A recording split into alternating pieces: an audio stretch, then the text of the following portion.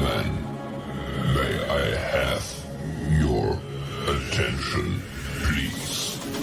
The show starts in 10, 9, 8, 7, 6, 5,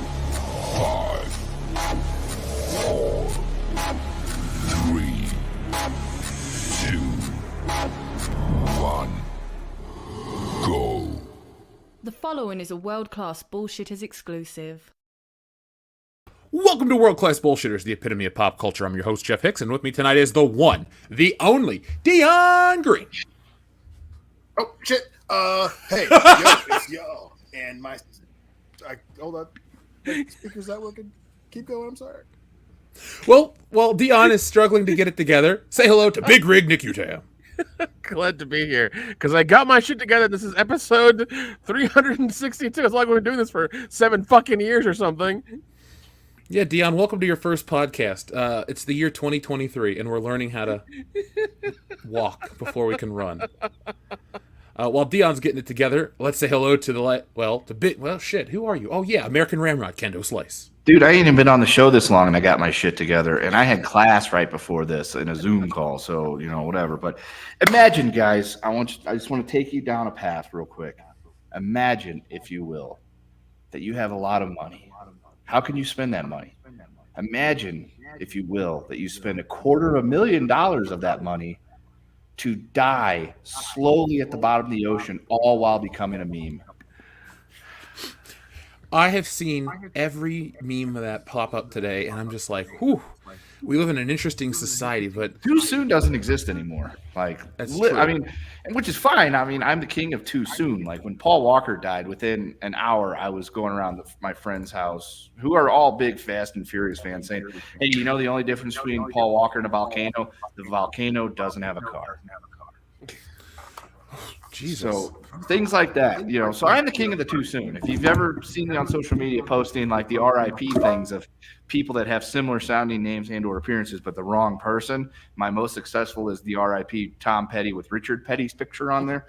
Yeah, that was a good one. A lot of people didn't get the joke on that one. But so the too soon thing just doesn't. But still, it's like, damn, these people are not even dead yet, and they're already dead according to the internet. Yeah, you're not look. I try not to get into that too soon stuff myself, but I did have for a minute this episode titled "We All Live in a Missing Submarine," and I thought we could have done a whole parody song of that, but we won't.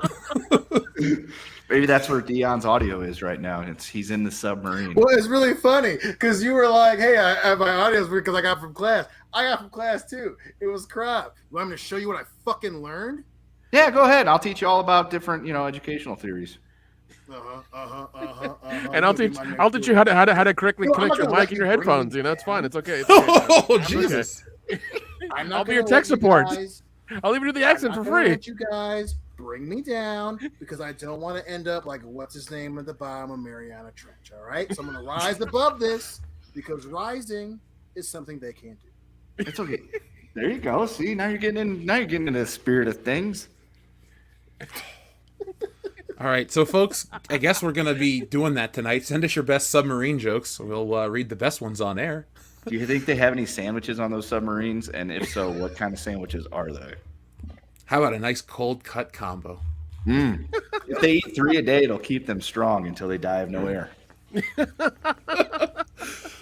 Subway bread has extra sugar. It won't keep them alive without oxygen, but hey, they'll be ramped up. I don't know why. I saw a clip of Green Inferno earlier. Somebody saying it's the worst movie ever, and I was like, this is what's happening in the sub right now. The Green Inferno thing, where those people are caught in that little area with the cannibals, that's happening in the sub right now. That's what's going on. Yeah, they're that episode of The Twilight Zone with all those little miniatures stuck in that cup. Oh, 5 characters in search of an exit? Yeah. There is 5 of them, I believe, on the sub. There is 5. There is 5.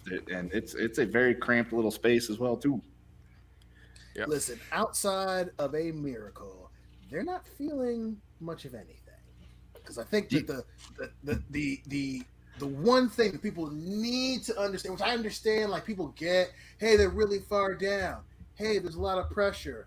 Like, if there's a problem, outside of them being stuck, like a little leak, they're just not doing it. You know, and like the communication going away that quickly, that's not to mention the fact that Homeboy built his sub out of freaking parts he got from Dick's Sporting Goods. So, hey, He ain't lying. They keep harking on that on the news all the time. It's like, oh, use a game control to control it. I'm like, so what? It's been good since now. That's one of those things where good until now kind of is all encompassing. Like, you want it to be good all the time. Because it ain't like he was driving to Walmart to get some frozen breakfast sausages. Homeboy, that's one of those you want to bat 100. Right. I'm just loving the chat right now. Hopefully they run into the aliens from the abyss and are doing okay. You guys think that's likely? I don't know, but what if they're in their sub and they are at this point probably in their final hours at best of air and water, and the only thing they can get is somehow a radio signal that's beaming them this podcast? I hope not. I really hope not. The last few minutes of their life are the opening to their favorite podcast that is just dunking on them for some reason right now, which I'm not sure why we're dunking on these people, but we're dunking on these people. I mean, I mentioned it. I'm not dunking. I'm just saying, it's in the culture. Well, they've been dunked deep. I mean, yeah, the last time, probably, but. Now, I'm personally upset that James Cameron hasn't taken up the rescue efforts himself. Dude, well, but he's waiting for this to pan out so he can buy the goddamn rights to it, and then Netflix will pay him to make the movie. That's what's gonna happen. He's also hoping that they're like trapped, like, because I saw a thing where it's like their cable might have gotten tangled in the Titanic, and that's why they couldn't get up, which would be super fucking ironic. He's hoping that it stays down there and they can't rescue it, so that way he can start charging people money to do expeditions down to that boat too. Listen, James Cameron, if there's you just said it with half your comment. The fact, and again, I'm not trying to say I know James Cameron personally, but something tells me if there was like hey, James, what if we pay you to come out and help with this? That would help him do it a lot faster. Well, he can raise the bar. Maybe he can raise the submarine at 0 hour. Fine. We'll green light Avatar 4 right now. Just go get him. Just go get him. Shit, dude. Avatar 5 just got pushed back to 2031, so you're going to have to green light Avatar 6, 7, 8, and 9. Yeah. What if they ran into a giant squid, guys? What if they unleash the Kraken? I mean, there's we haven't explored, Or they find Cthulhu. That could be even worse. Yeah. Now it'd be even worse if when they come back up, they bring Cthulhu to the surface, and that's the end of days. Oh, yeah. Dude, what if it's a situation kind of like The Thing, where Cthulhu was able to get into their sub, and he killed him, and they bring the sub back up to recover it, and by doing so, it releases Cthulhu as the Thing on the surface. That would suck. That's actually a movie called Harbinger Down. Oh, never seen it. No, but that's kind of the premise, though, just so you know. Now it's required viewing for those who are going to go underwater. Yeah. And coincidentally, never seen it is also Uwe Boll's mantra for making movies. And then if you don't like him, he'll try to whoop your ass in the boxing ring. He'll try to fucking fight you. I hope he wants to challenge one of us. Dion, especially you. I want Uwe Boll to be like, listen, motherfuckers, you didn't like House of the Dead or whatever my next masterpiece of shit's going to be. Fuck you, world-class bullshitters. I want to fight you. And then Uwe Boll tries to swing on you, and you kill an old man. I'm just saying. I would give anything for Uwe Boll to try to call us out. That would be, one, hilarious, right? Because Uwe Boll getting pissed at a podcast. But two, it's extra funny because he's like in his 60s. And the idea of a 60-plus retirement age Uwe Boll trying to fight one of us is it's every online live leak fight video with an old man in it ever, where you just tag him and he goes down. Everybody's like, hey, yo, what the fuck? You're like, hey, it's you. He tried to fight me. Like, old man should have known it was time to go home.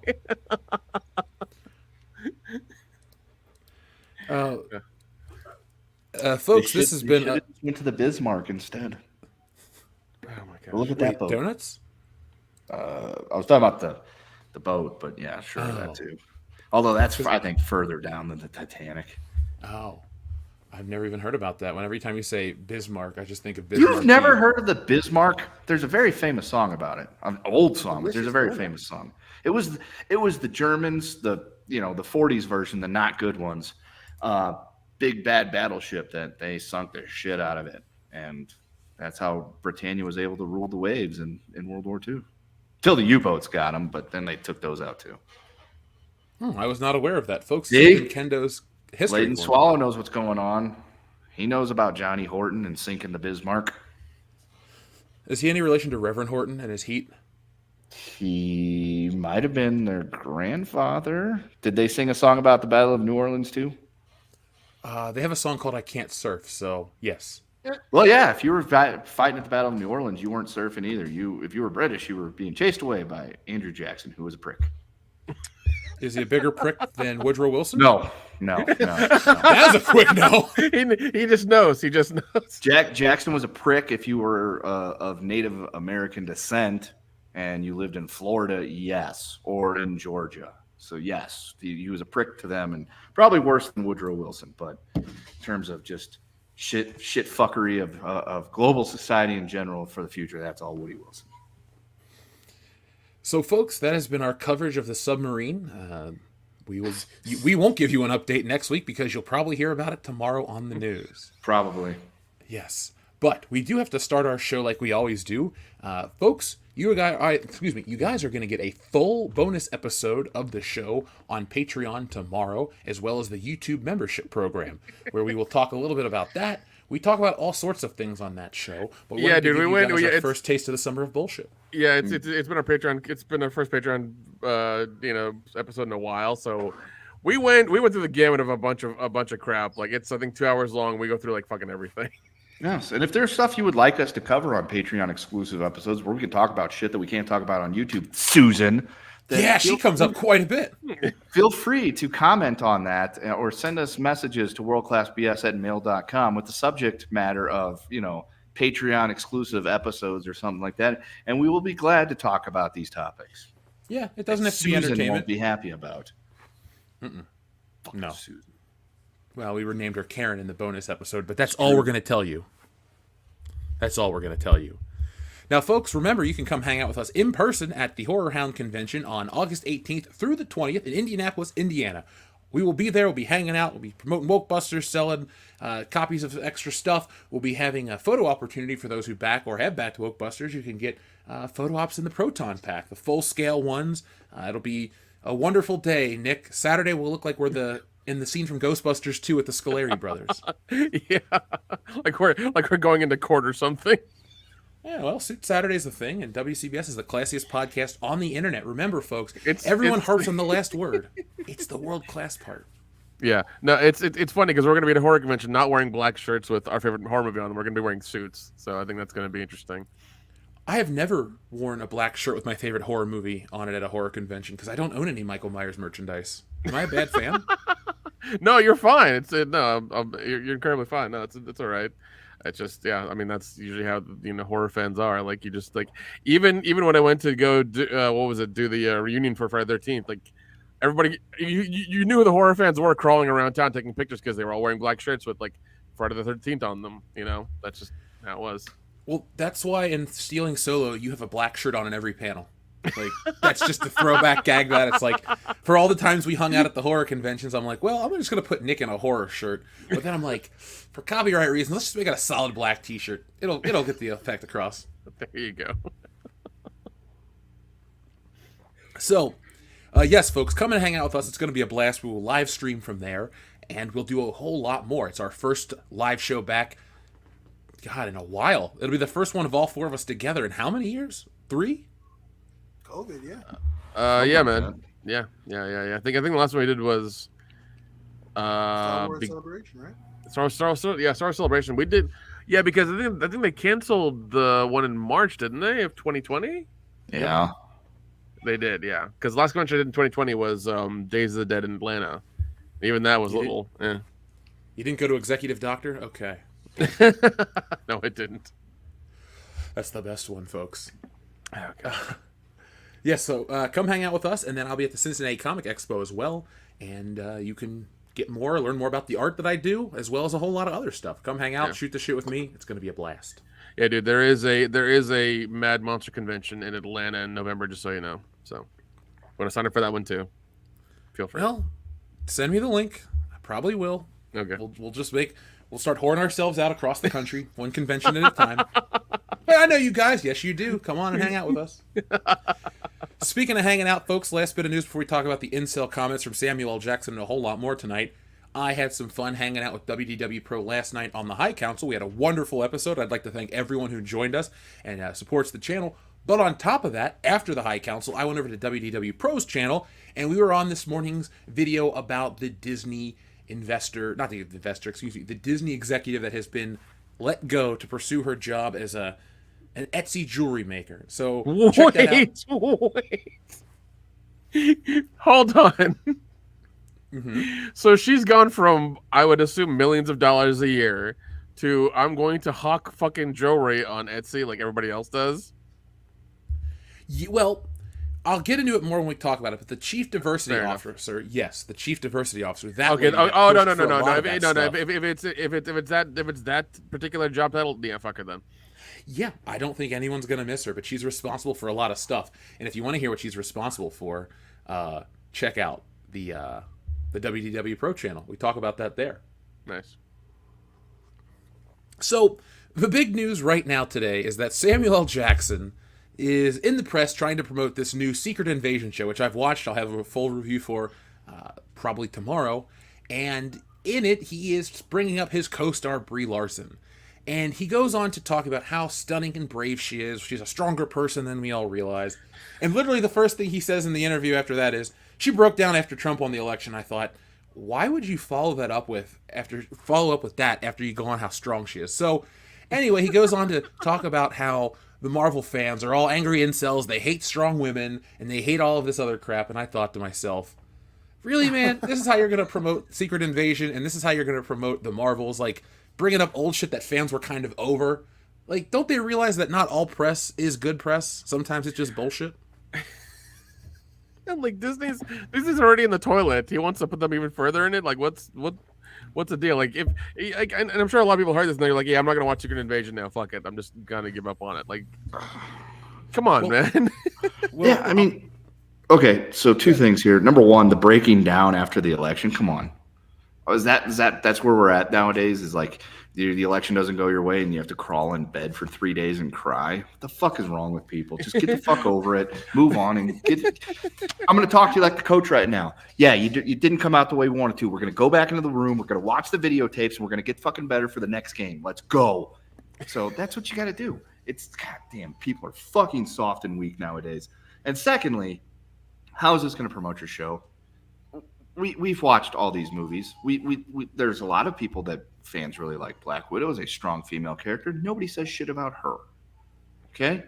Wonder Woman, people really liked Wonder Woman until she, was non-consensual with an individual against his, well, probably not against, either way. So there are plenty of female characters that people really like. Laura Croft was very popular for a very long period of time for positive and negative reasons. But it looks like we're trying to pick and choose our own battles here, and it looks like we're trying to pick and choose our battles using the same tactics, tired and old tactics of old, of just insulting the audience. Way to go, Sammy J. Yeah, I don't think he has to say shit like this to get people to not want to watch Secret Invasion, because, folks, you'll spend 40 minutes sitting there going, why am I watching this? If you've read the comic, which I don't always hold the comic up next to these shows because I'm trying to just enjoy a superhero-style experience, but this isn't that exciting at all. And I know it's just the first episode. We are supposed to give it time to pan out, and we will. I'm not, I don't have the attention span of an 8-year-old. But I do have to say, for an opening episode with the inciting incident and all the elements that are supposed to keep you hooked for the next 8 weeks, you're not going to be able to sit through this whole show. This show is very anemic. And it's like we're scraping the bottom of the barrel. Like they're going to be scraping the bottom of the ocean soon. But we're at a point where it's like, hey guys, Goddamn. you like Marvel superheroes, right? Well, here's a Marvel superhero show without any of them. And now people could argue for decades, there was a Nick Fury comic, Jeff. I know that. I've read them. They're great. But they had cool shit happen. This version of Nick Fury, it's like Luke Skywalker in The Last Jedi. Remember how fun it was to watch him beaten down and beat up and old? Oh, my hip, my good eye is barely visible. I can barely see through my good eye. All these wonderful things. I don't want a Superman-style character, but I would at least like to be able to watch something exciting. And I would like to watch something that's not an allegory for immigration in America. That's the thing I'm really not like enjoying, is like being preached to already. It's like, all right, this is the same crap you pulled with Captain America and Falcon, or Winter Soldier Falcon, that show from a couple years back. It feels like a spin-off, a direct copy of that show. And I mean, it is what it is. It's not very enjoyable. I can't really recommend it to people that are like, oh, should I get Disney Plus for it? Listen to the full review tomorrow and tell me what you think then. But for my initial reactions to the show, it's very disappointing. And that's removed from anything Samuel L. Jackson has said about Brie Larson Marvel fans, because I'm not even like bothered. It's not even a surprise, but it's kind of a lame tactic. What do you guys think? Well, it's a reminder, besides, a certain submersible not coming back up again. It's a reminder that What does that there even mean? is a divide between us and them, right? And especially those who are super successful and those who aren't. And ever since they brought Captain Marvel into the fold, it's no secret. I get, apparently Sam is a very big fan of Brie Larson. He likes her a lot. But if you ever need another reminder of they aren't like us anymore, besides COVID, right, is that people who pick fights who don't know how to fight. Now, I love Sam Jackson. Still a fan. But you've gotten old man. And I can't, and I get it, right? Like, you want to be helpful. People at 9 to 5 jobs you had that moment where someone new comes in and you kind of take them under your wing and you want to show them the ropes. This ain't that fight. Brie learned very quickly and in a harsh manner, do not pick a fight with the people who you want to come see your movie. It's not, and don't get me wrong, there are a lot of assholes on the internet, and we're not saying that she didn't get some flack, right? And I'm not saying either that, hey, I get it. Like, the election was a big deal for some people. I get it. I fucking get it, man. Like, we all didn't get what we wanted. So, and shit's been kind of crazy since then. But this ain't motherfucking playtime. This is a business. And I hate to break it to you, Sam, Marvel doesn't give a shit. They don't give a shit about Brie. They don't give a shit about strong female characters, clearly. They don't give a shit about showcasing to the world the right thing to do, particularly when it comes to women in cinema, blah, blah, blah. We can have those conversations. But Marvel is still a fucking business. It is a movie studio owned by fucking Disney, who is a company that has zero problem sending your black ass under the bus if they thought that it would sell the fucking movie. That's not hyperbole. That's not me being an incel. That's straight fucking truth. They don't give a shit, which we all know they don't give a shit, because when they did the stuff with Captain Marvel and Brie tried to pick a fight with every single person, and Twitter's gonna get all sensitive. Listen, first, shut up. Number two, and if you were right, the sequel would be Captain Marvel 2. It wouldn't be the Marvels. So you can shut the fuck up.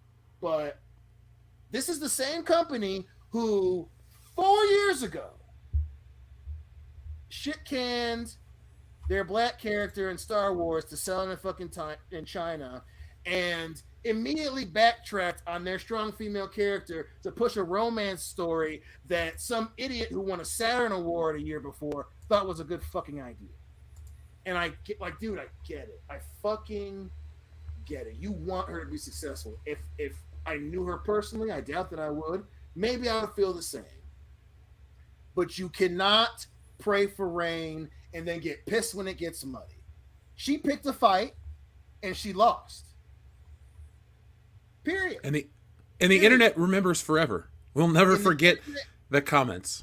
No, and just like that submarine. Comments, and this is another example of an old person who's super successful, super rich now, not knowing how the fucking internet works. Like, just because people, one, don't like her, they're not incels. And the incels exist, we fucking get it. But she didn't do her fucking job. And you, again, trying to pick a fight, even if in your mind you're picking a fight with 10% of the fan base, 5% of the fan base, you don't know the difference. To you, it's just the internet. So you picking a fight with people at a time in your fucking career with this company where you guys need fucking W's is not a fucking bright idea. Stop picking a fight with the fucking internet. I get that it confuses and scares the both of you, especially Brie, who ran to try to make a fucking YouTube channel to save her fucking image because her sequel got pushed back, which again I get. Stop picking fights if you don't know how to rumble. And the two of you clearly do not know how to rumble, Sam. Let it go. Just let it go. Well said, dude. Honestly, I really don't have anything else to add to that. But Deanna, I miss your speeches. You need to come back to the show more often. I Yeah, was really trying that not to encapsulates do one. everything right there I was perfectly. really trying not to do one.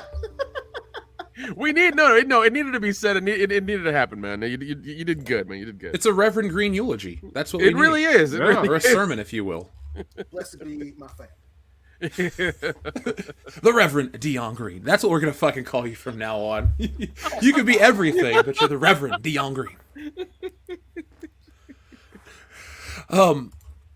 You're right. We did what Brie Larson all I asked. can think of is that Blues Brothers moment in the church. That's all I can think of now. Who's Can doing you see front the light? flips? I see the light. Yeah.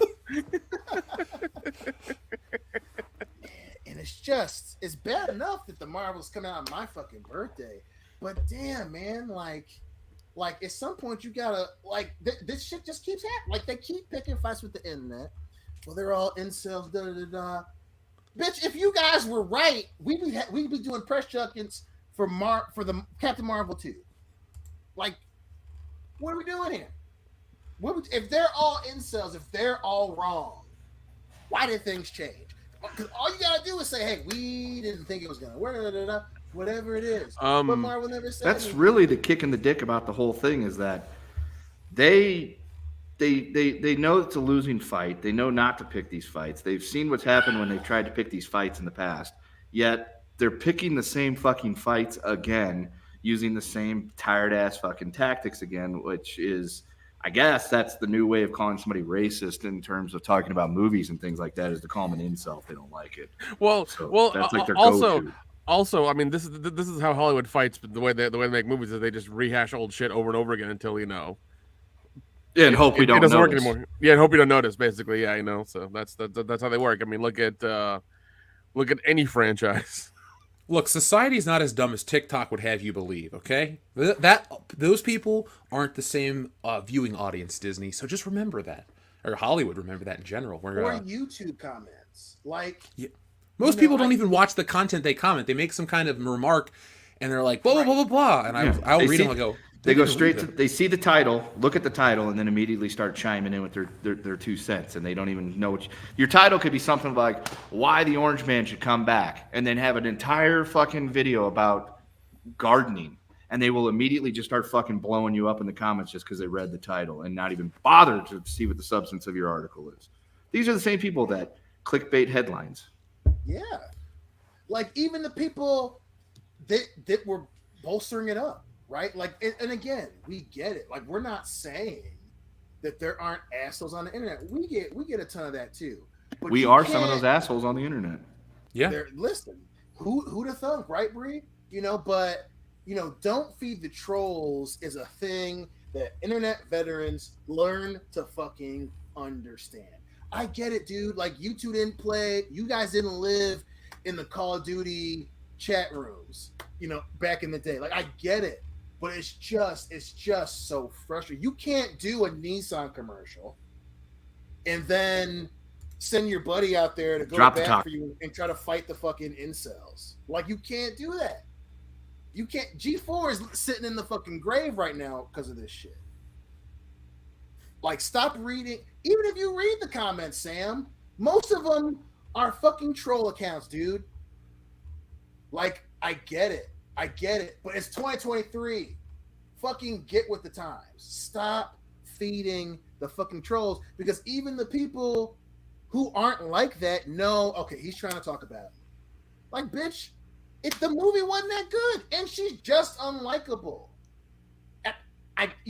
Shit. I get it. It's, you don't want to accept it, but it's not all the incels, man. You know, we thought we got over this shit with Star Wars. Like, people taking the comments as gospel. Like, she had a rough night on election night, and you're saying that in 2023. You know they're gonna make fun of you over that shit. It's like you want this kind of negative press to come with you, right? And you're old. You're old. I love you. I still love you, Sam, but you're fucking old. You don't know how this works anymore, old man. Like, I get it, but not every comment, one, is a real person, and two, it's not, all the incels online. Like, dude, come on, man. You guys don't know how to fight this fight. You don't know how to fight this fight. And if it wasn't an issue, she wouldn't have had to go make a fucking YouTube that she barely posted. So I've got a legit question here for you guys and the audience based on all this. This is a regular occurrence that comes out of people that are rich and or famous that have absolutely no reason to worry about what other people think, but they do because they're inherently insecure people. Is this A, tragic that their mentality is that weak, or B, hilarious that their mentality is that weak?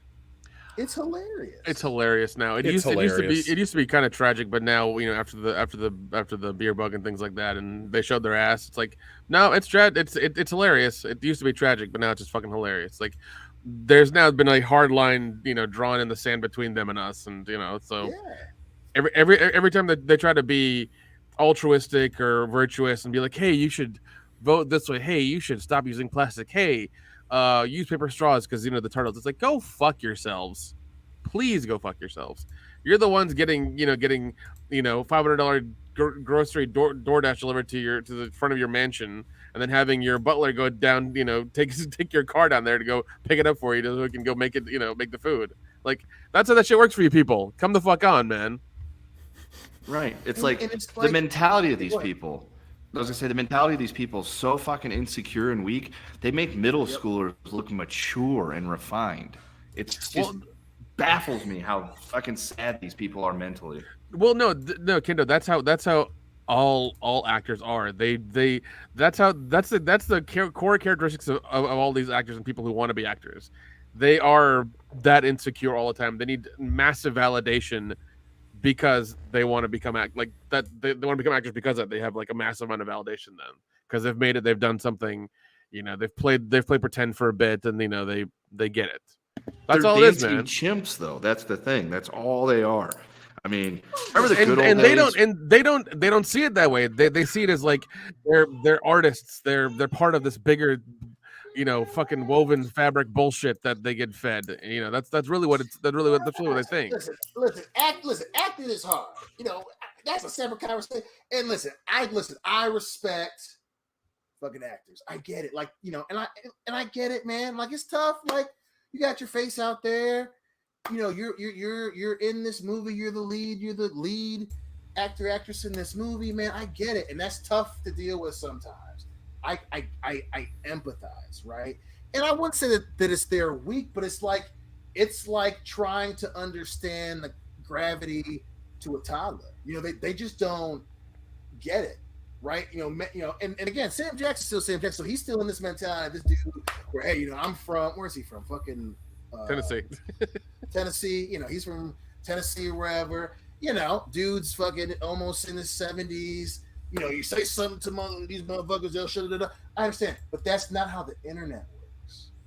That's not how the internet works, especially when you have you know, the actual weirdos on the internet who just get off on fucking trolling you. And it's made worse by the fact that you have these publications like Vox and the other super sensitive, the ones that all went to bat for Daisy, and Brie, like this whole thing of, the toxic fan base, and it's us calling them out. That's not going to work. Number one, you're not calling out people. You're calling out people behind a fucking computer screen. So then, you're trying to sell your movie. I hate to break it to you, but a lot of people who use the internet watch your guys' shit. Marianne from BFE America isn't going to watch fucking the Marvels. But it's their duty as a woman to go see that movie, Dion. Say what? Yeah, It's that's their why they're duty all as at a the woman to go see WNBA that. games all the time too.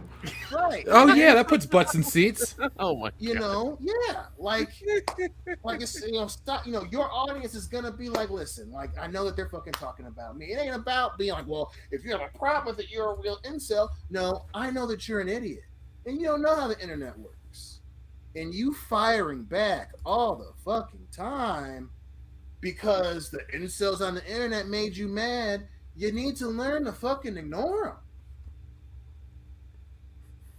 It didn't work fucking with Captain Marvel. You try to go to bat with them, and people just didn't watch your shit. You try to go to bat to save Daisy Ridley's behind with the whole thing. One, the movie sucked. And then they got a rise out of you and got everyone to fucking react. And then Kelly Marie Tran, which again, I get there are assholes on the internet. I understand it. But you're getting mad about a lot of comments that aren't even real fucking people. What are we getting mad? You're talking about comments from somebody that has an anime character crying with green hair as their fucking profile picture, and you're like, oh man, I'm gonna call him an incel. That's where we're gonna get him to stop. I call him that. Especially when you're as sensitive as Brie and clearly as sensitive. Those idiots sit at home, they're like, yeah, I got Samuel Jackson to respond. And they're going to keep doing it. What you going to do? You're going to close down the theaters? You guys are mad. The internet, what happened to Brie and Daisy and Kelly Marie was a really bad thing. We're going to get them back. And we're not going to let them see our movie. Newsflash, motherfucker. That's not how business works. So you calling them out, it's the only thing that's going to happen is the same shit's going to happen where it's going to be Sam in the internet, Brie in the internet, and then Marvel Studios, these things are going to have to fucking step in and say, hey, listen, we understand it, but you are a fucking professional. People talk shit about you. You give them a little dig. Got her O face going. Yeah, man. Like, maybe if you did, a little bit more personable shit like that, the movie would have did better. I don't know what to tell you, Brie, but the shit didn't work. Stop reacting. Don't send Samuel L. Jackson, whose old ass clearly doesn't know how the internet works either, to go to bat for you, because it's not going to work, old man. How many times do I tell you this shit? Now, the question I have is, how much more excited are you to see the Marvels, and how many more tickets has Samuel L. Jackson guilted you into buying? Listen, I feel so guilty. I'm going to buy 10. Is negative tickets an answer? Yes. So we come back, especially for my birthday. And listen, again, even though I'm going to buy 25 tickets for the movie, Sam, I'm going to tell you the same shit I tried to tell the motherfuckers at DC 2 weeks ago. As long as you make good shit, no one cares.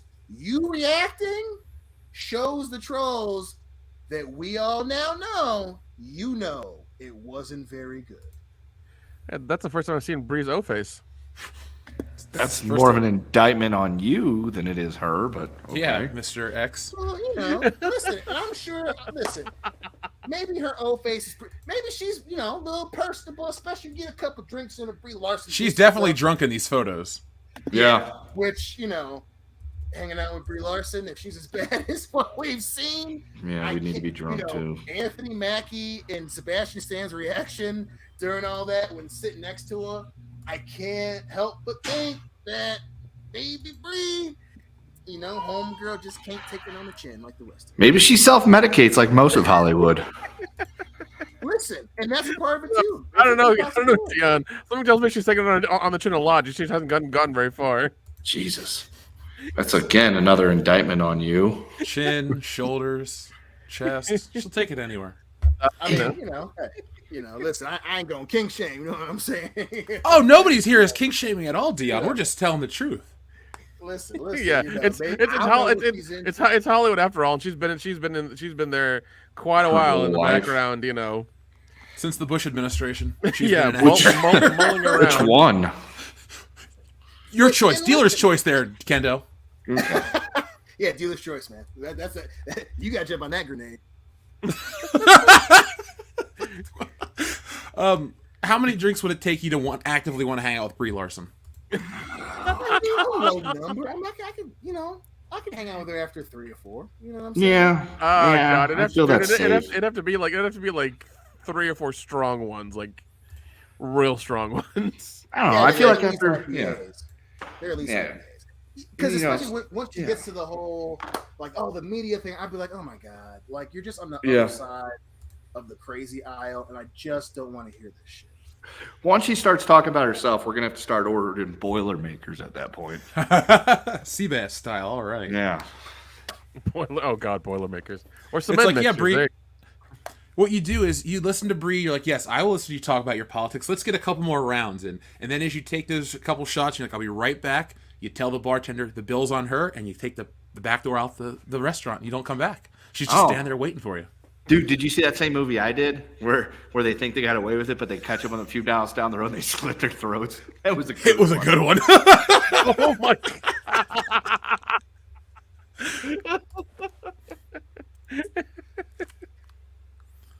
god. Yeah, a lot of people in the chat are like, nah, I'll still pass. So yes, Brie Larson is still unlikable with a bunch of booze in her, but hey. Yeah, dude. I don't. I'd have to bring back my fucking depth charges. Oh God, not those. Yes, that's early podcast material where I was yeah. drinking depth charges on air. That was fun though. Well, people in the chat were bringing up the episode we did where Brie Larson launched her YouTube channel, and apparently that's their favorite one. So I guess I'll have to go back and listen to that episode to see what we actually said. That intro on her channel is fucking terrible. I think that was one of the last comment slams we did was her channel. Yeah. I don't think she's uploaded in a while or ever again. Gee, I wonder why. Maybe it's because people saw right through it. Because didn't her second episode she had a black lady on to talk about race relations or something stupid like that? Yeah, that's what it was.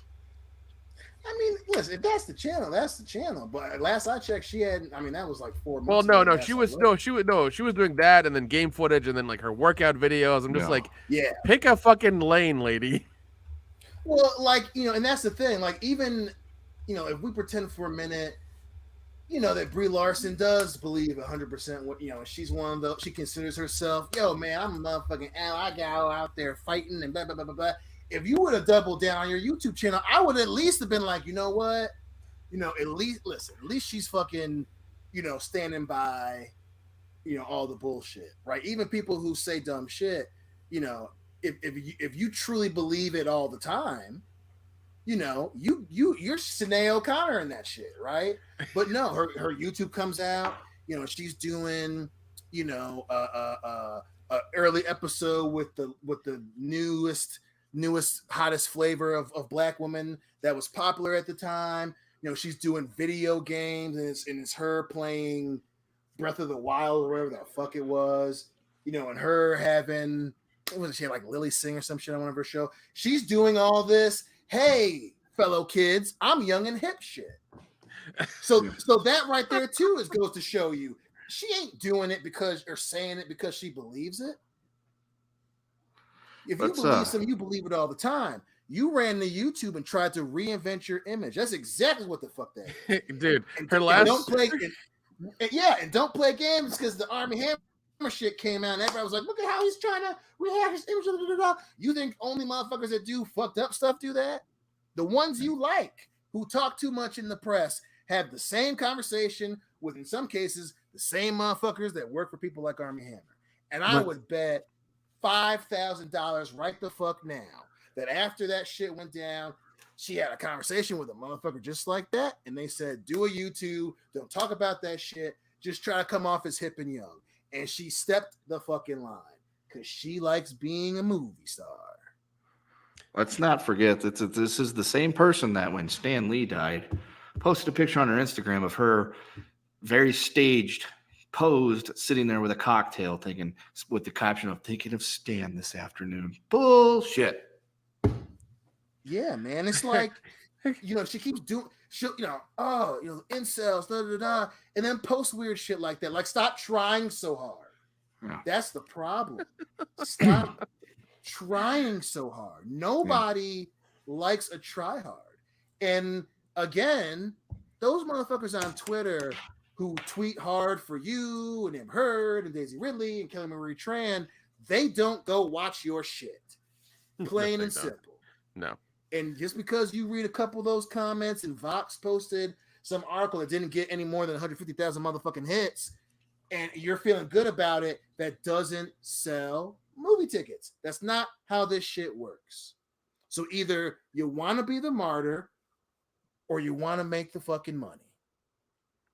Yeah, dude, her last years ago, you can either make friends or you can make money. You can try to befriend all those motherfuckers on Twitter, but if they're not paying to see your stupid ass movies, nobody cares. Yeah, her last video on her YouTube channel was 5 months ago. Yeah. She has 105 videos on there in total. Well, I'm excited to and not get drunk and watch all of them. It's fucking not terrible. A single motherfucking one of them is her being like, the issue with the media and with female characters, or the issue between systematic rape. She ain't doubling down. She's trying to rebuild her fucking image. So I don't want to hear this shit, man. Because you can see the last few are her like with cosplayers and famous YouTubers and people like that, and they're all really short. They're like under 5. They're like under 5 or 10 minutes. Right. Yeah, it's terrible. It's fucking terrible. Yeah, man. It's like, I don't want to hear this shit. When you win, no one fucking cares. And anyone who understands that is Sam motherfucking Jackson, who didn't hit the big time until he was in his 40s. And you can say whatever the reason was, we all get it. The world ain't motherfucking perfect. We all seen some shit in our lives. But what got him to being the Sam motherfucking Jackson is going out there and doing the fucking work. That's how you win them over, Brie. You do the fucking work. And it ain't always sunshine and rainbows. Motherfuckers talk about you on the internet. Some people just aren't built for that shit. And I'm not saying it's right. It damn sure isn't right. It sucks. But this be the change you want to see in the world shit ain't a money-making endeavor right now. What would be, Dion? Period. And I gotta go to fucking work tomorrow, so I don't feel fucking bad for you. So get the fuck off my back with this shit, Sam. I love how you've taken it personally. Like Samuel L. Jackson came to your house. It's like, listen, me off, man. Yeah, like Sam Jackson came to his house and said, "Hey, motherfucker, do better."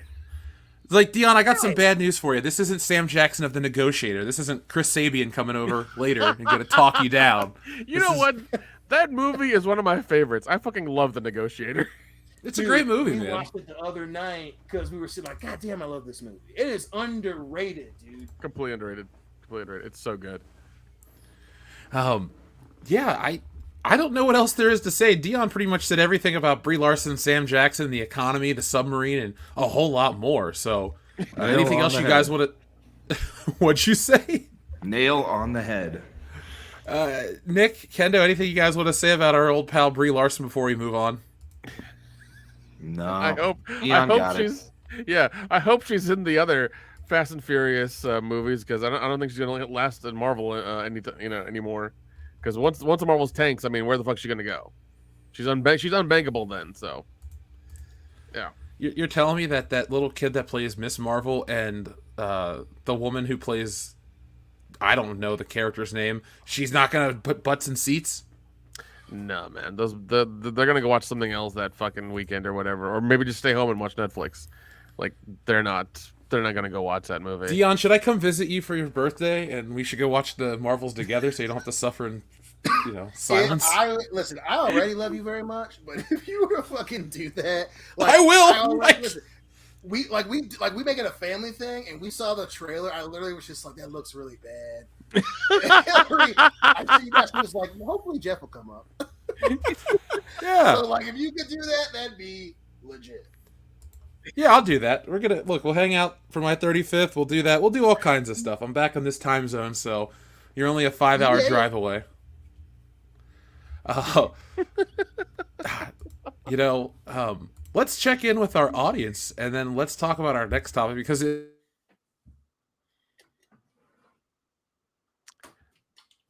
And we lost him.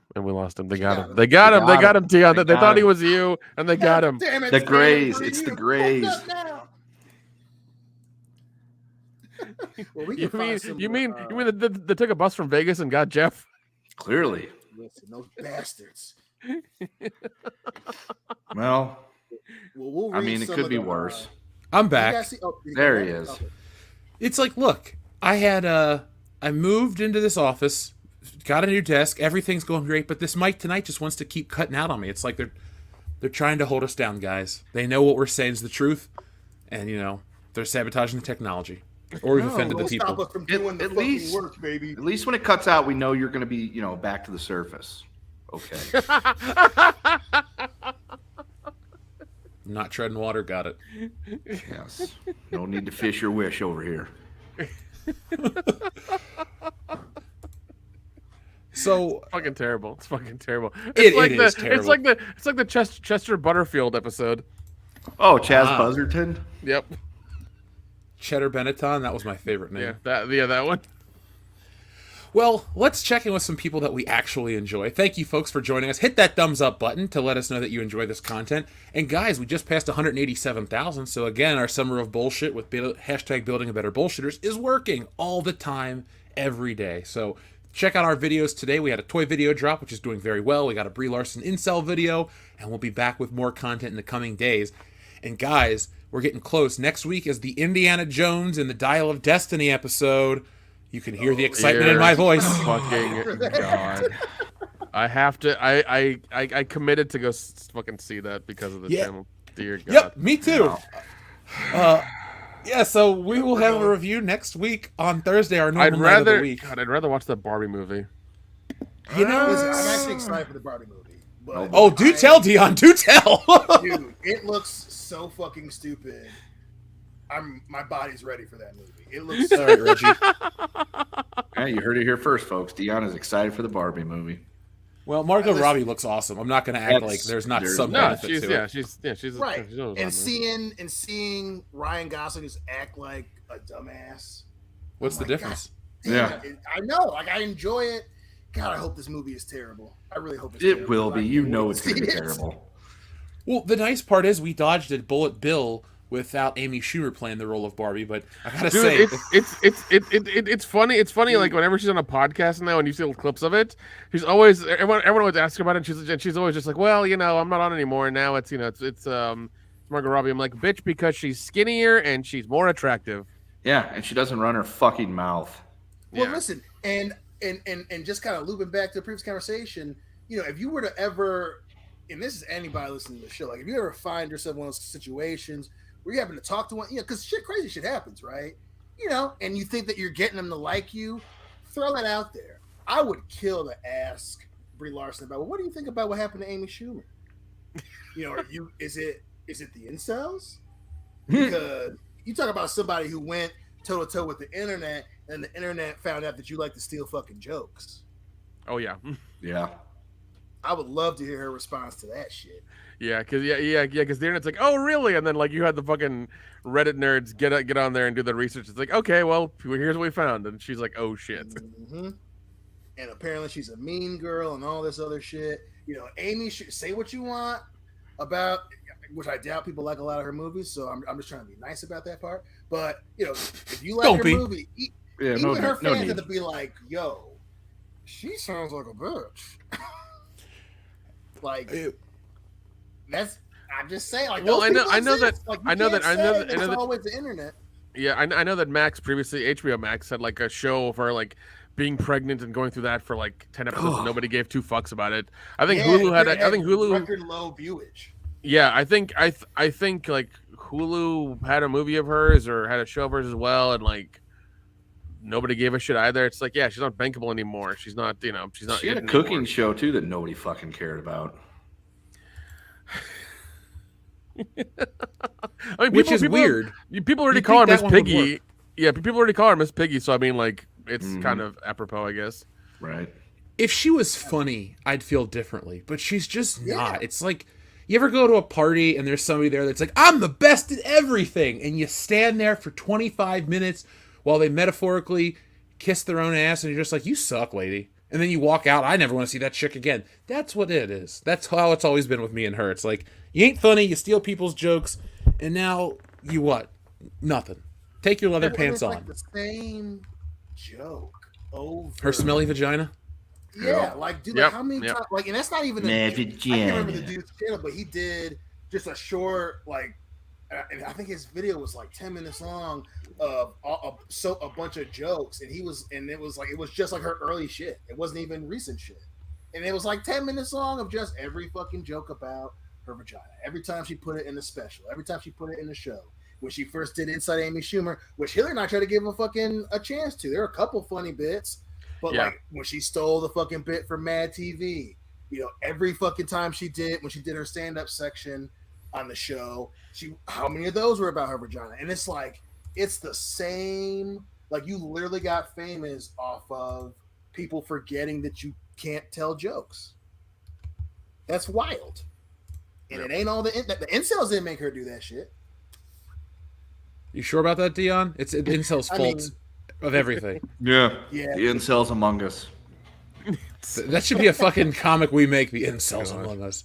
It's a socio-political drama starring... They're like It would just, scrolls. dude, it would just Yeah. be Fight Club. It would just be Fight Club all over again. That's all it would be. It would just be Fight Club all over again, but in 2023. Instead of changing to other people, it's just them breathing hard. Yeah, that's all it is. Looking at weird porn on their phones. Now, guys, before we get to the audience stuff, I just want to... I don't know if we want to commend, but I'm definitely going to laugh. Somebody, since listening to this show on our official fan page over on Facebook, has posted a meme challenge about post your best Submarine memes. And I gotta say, you guys are pretty fucking savage over there. They keep popping up every minute. So Unlike that submarine. Damn!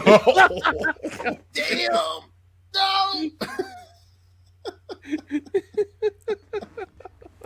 I will say all this submarine talk is making me hungry. And unlike them, I can actually eat a submarine sandwich.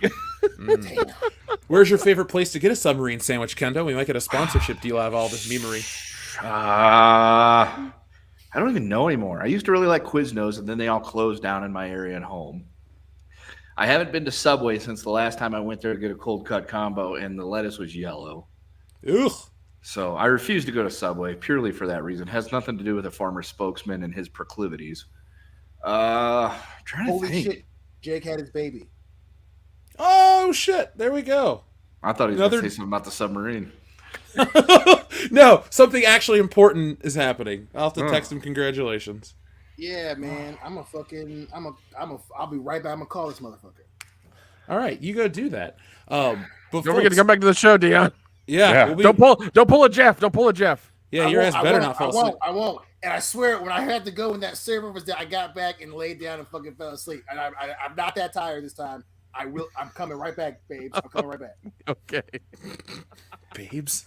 Dude, I don't even know what a good sandwich place is. There's a place back home called Mr. Good Sense, which is all right. I don't know. Like, would you consider Jersey Mike's or Jimmy John's a sub place? Oh, I don't go to Jimmy John's for political reasons. Gotcha. Understood. He likes to go to Africa and show everybody his tiny dick by shooting big animals for no reason. And I know Jimmy John doesn't have a stake in the company anymore, but because he doesn't own it, but he guarantees he still gets some kind of money from it. And I just don't want to know that a rhino might die because I bought a bootlegger club, even if they are really fucking good. Oh, so there you go. That's how you okay, put your okay, money okay, where your mouth is. Here we go. People. Here we You go. give Here up we go. something you really like just because of something you believe in. Here we go. Firehouse subs. How about that?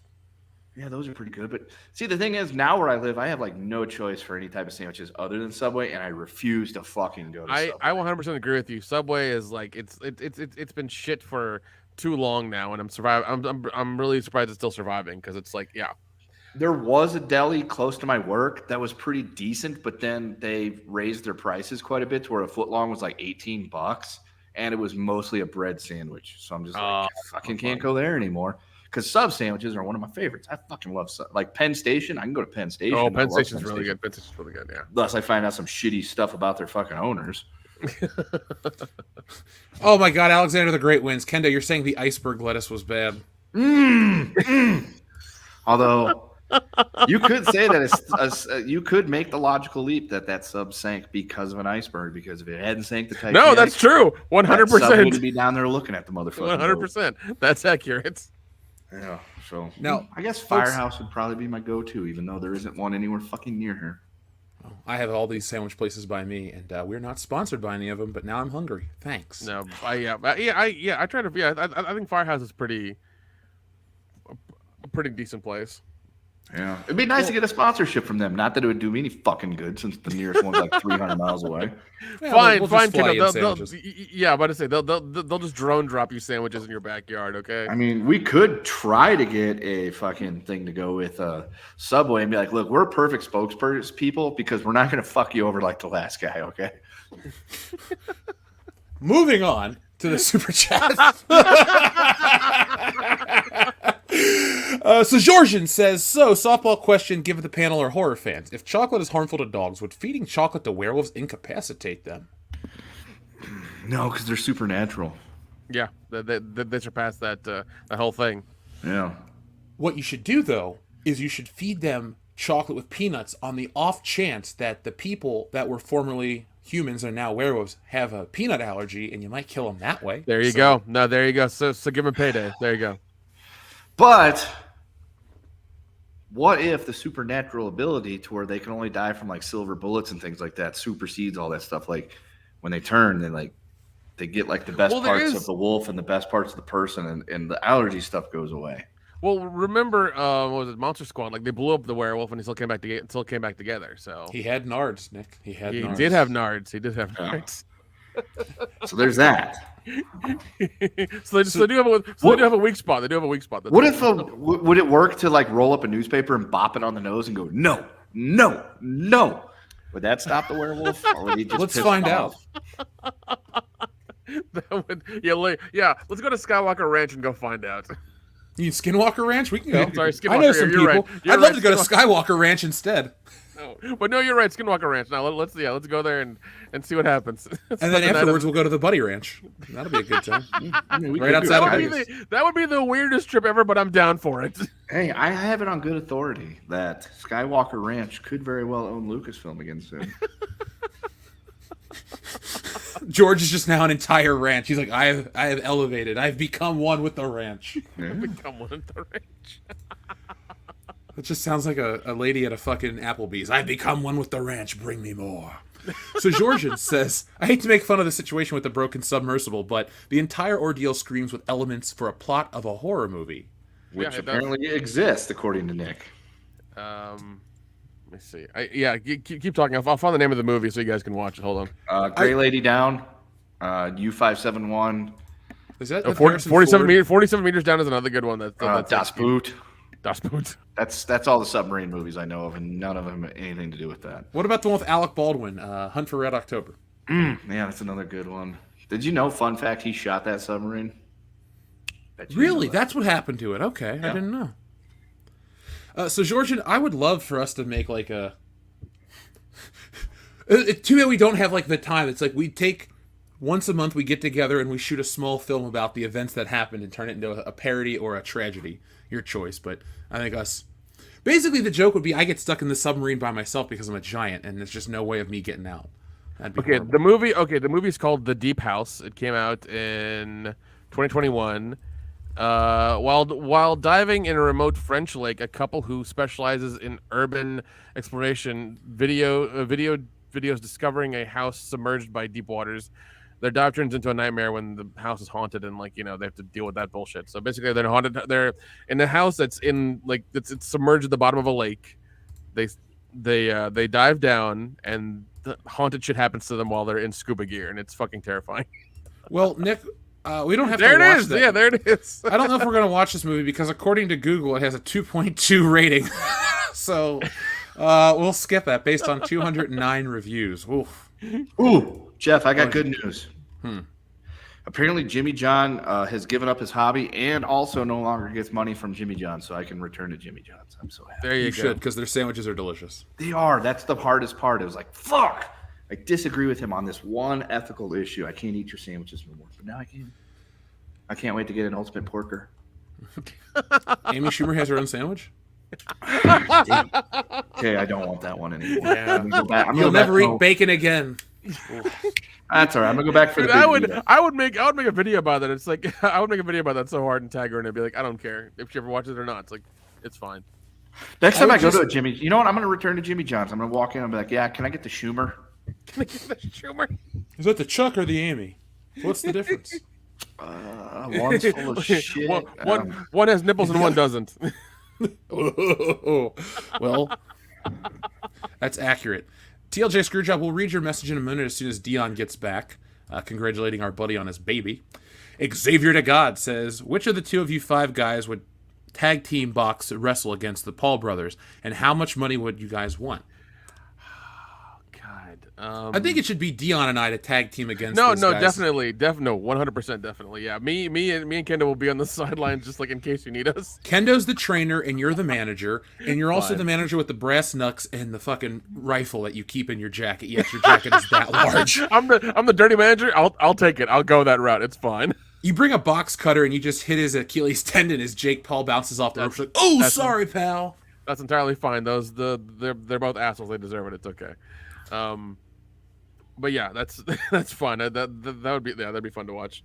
But yeah, I mean, yeah, it's funny. Didn't they get beat up, or did the younger brother finally get beat down by one of the boxers or something? But they had some sort of like wrong.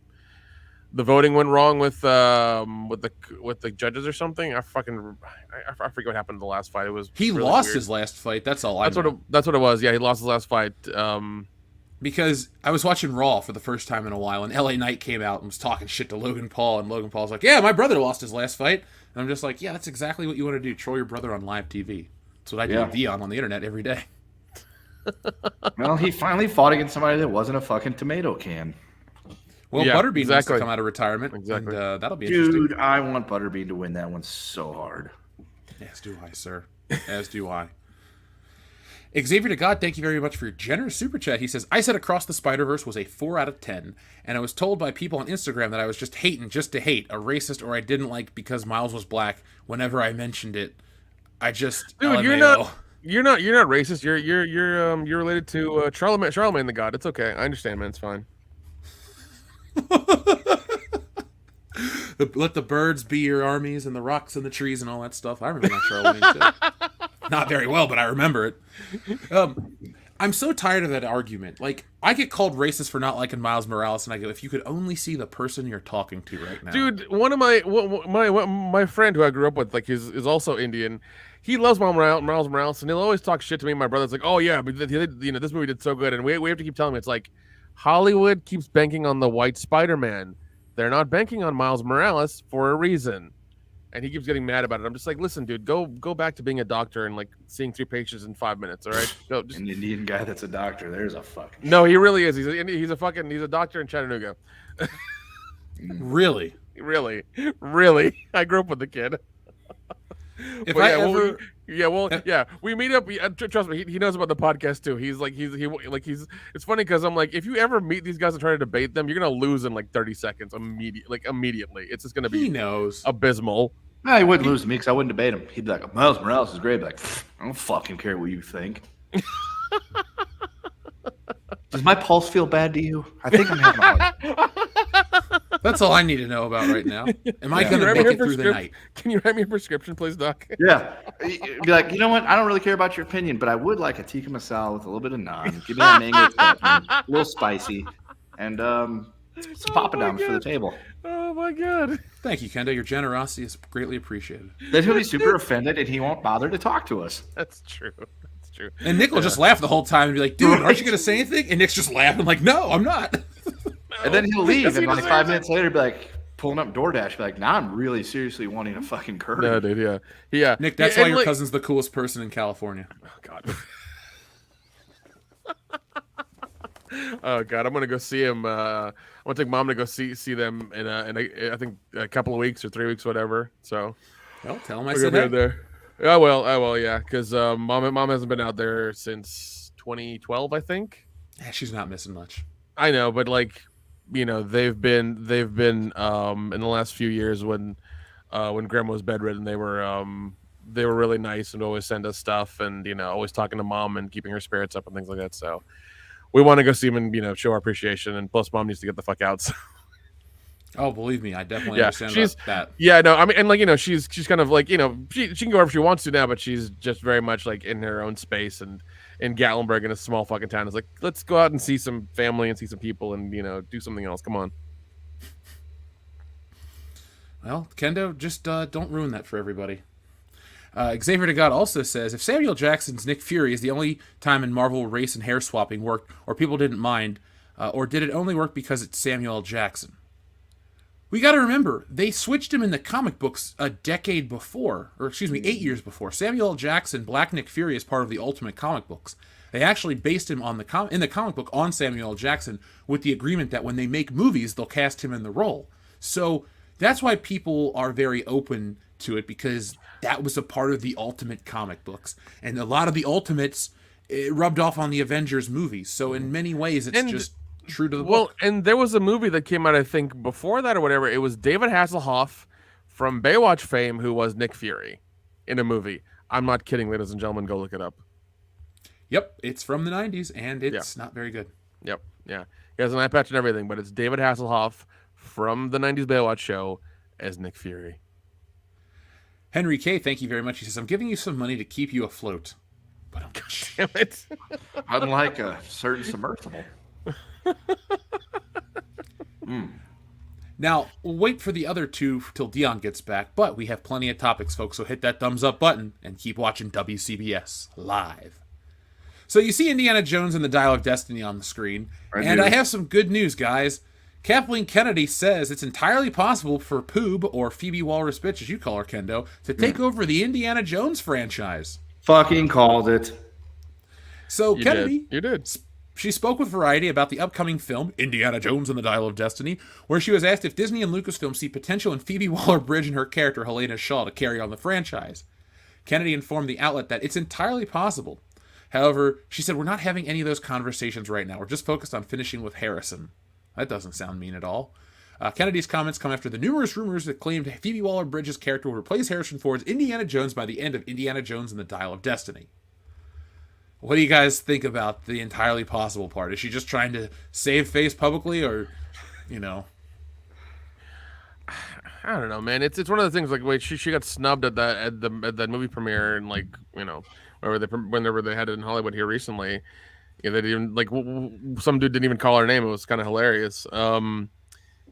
I don't know, man. It's one of those things where it's like, does Disney want to invest in a show that's going to immediately flop, or a franchise that's going to immediately flop? Because I think they did the same thing with National Treasure on the Disney Plus thing, and I don't think it went very far.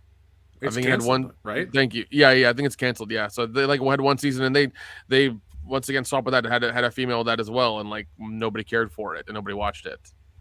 And so if you do that with this, especially with a kind of beloved character like this, one who's not bankable anymore, as we know, because they haven't done anything with him in a while, it's not going to work out at all. It's just not, Yeah. So yeah, all right. One, that's a lot of talk for somebody that's supposedly getting fired this week. Number two, you're taking Indiana Jones, a character that's existed for 42 years at this point, somebody that is well known, somebody that the titular role of Indiana Jones is tied directly to Harrison Ford. There's no mistake in the two, outside of the fact that you had Viper Room Boy play him in the Young Indiana Jones Chronicles.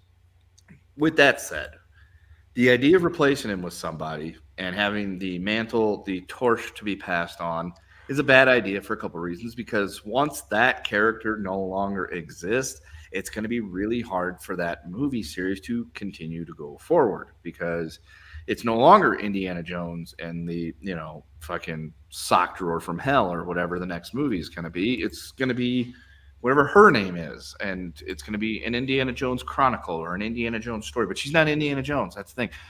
So you would have to make an entire new series in that vein.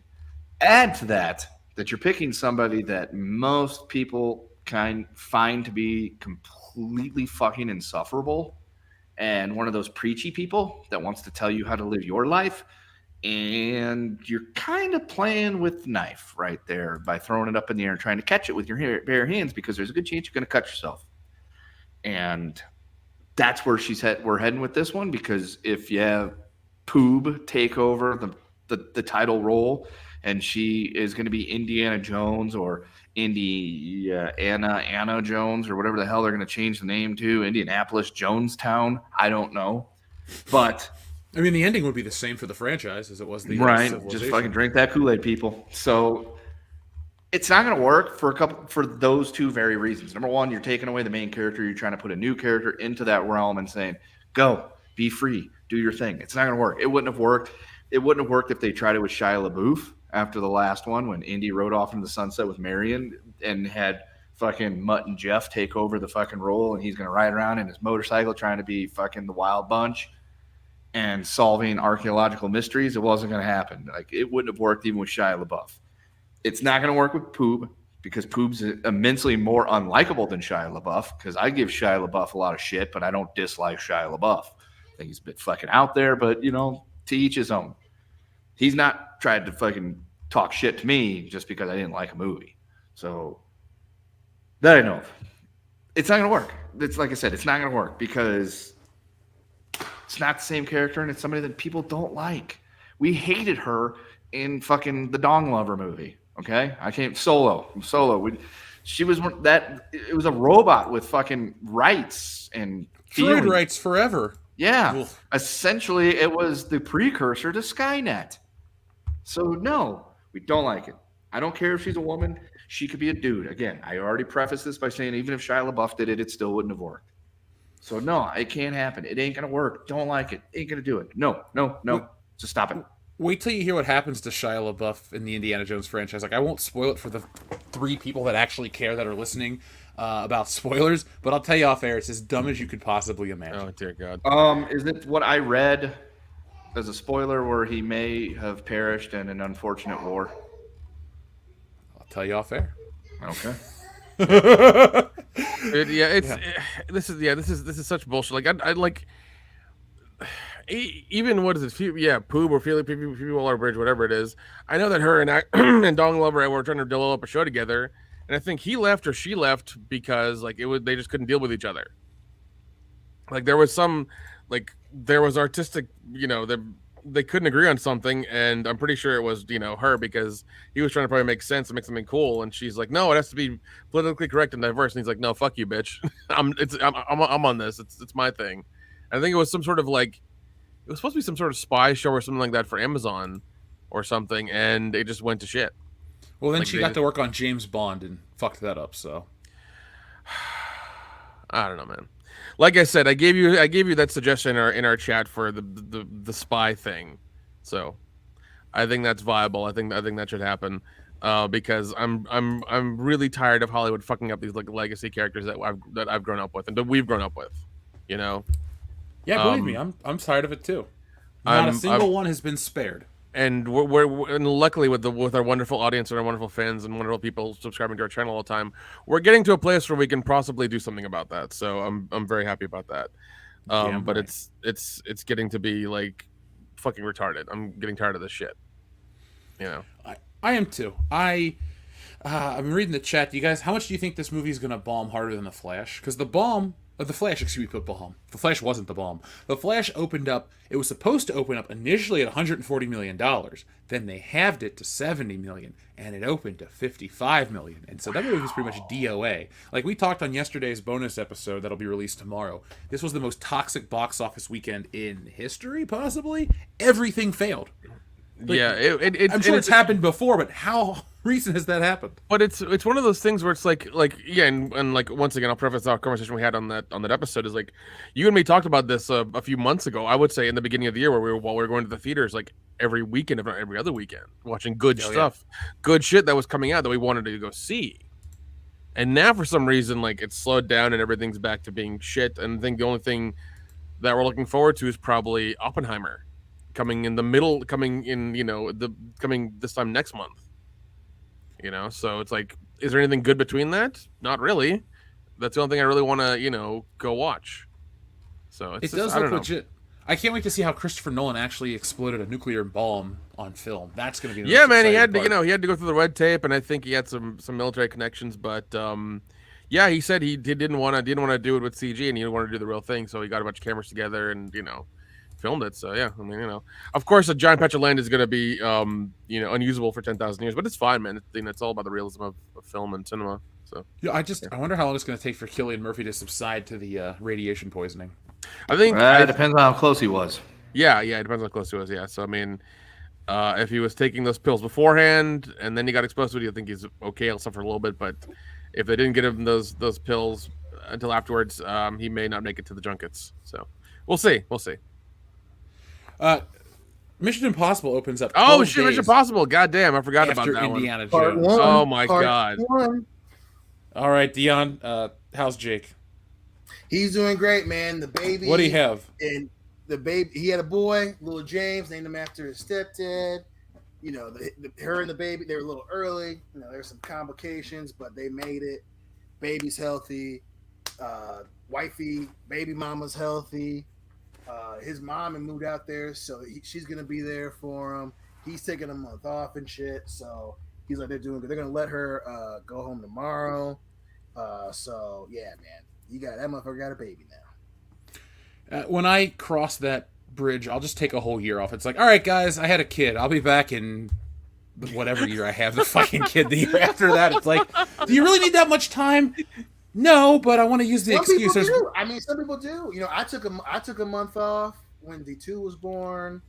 And fucking, Hillary, I had to go and tell Hillary too.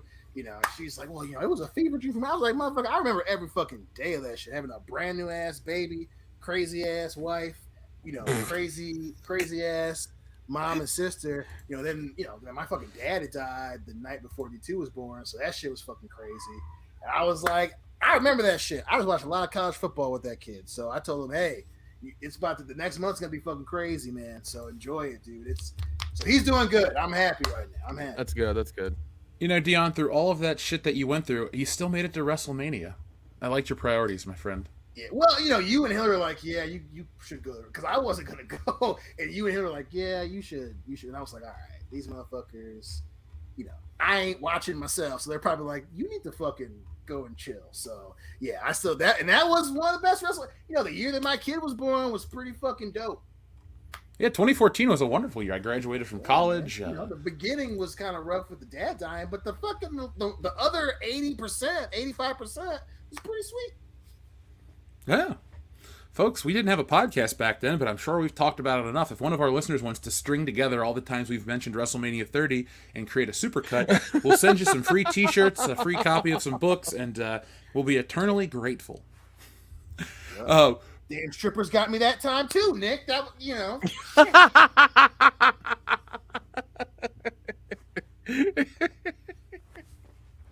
Oh man. Well, I know some strippers in Atlanta. We can get some discounts on some lap dances, man. It'll be. Do you want discounted strippers? Because I'm very into saving money everywhere, but not in strippers. No. Yeah, discounted. No, Jeff. Discounted lap dances, not discounted strippers. There's a difference. Okay, come on. Do you have a coupon? Because that'd be so fucking funny. It's like, hey, she's like, my fee's $40. You pull out a fucking little entertainment book coupon. All right, it's $25 for you. Or it's buy one get one free.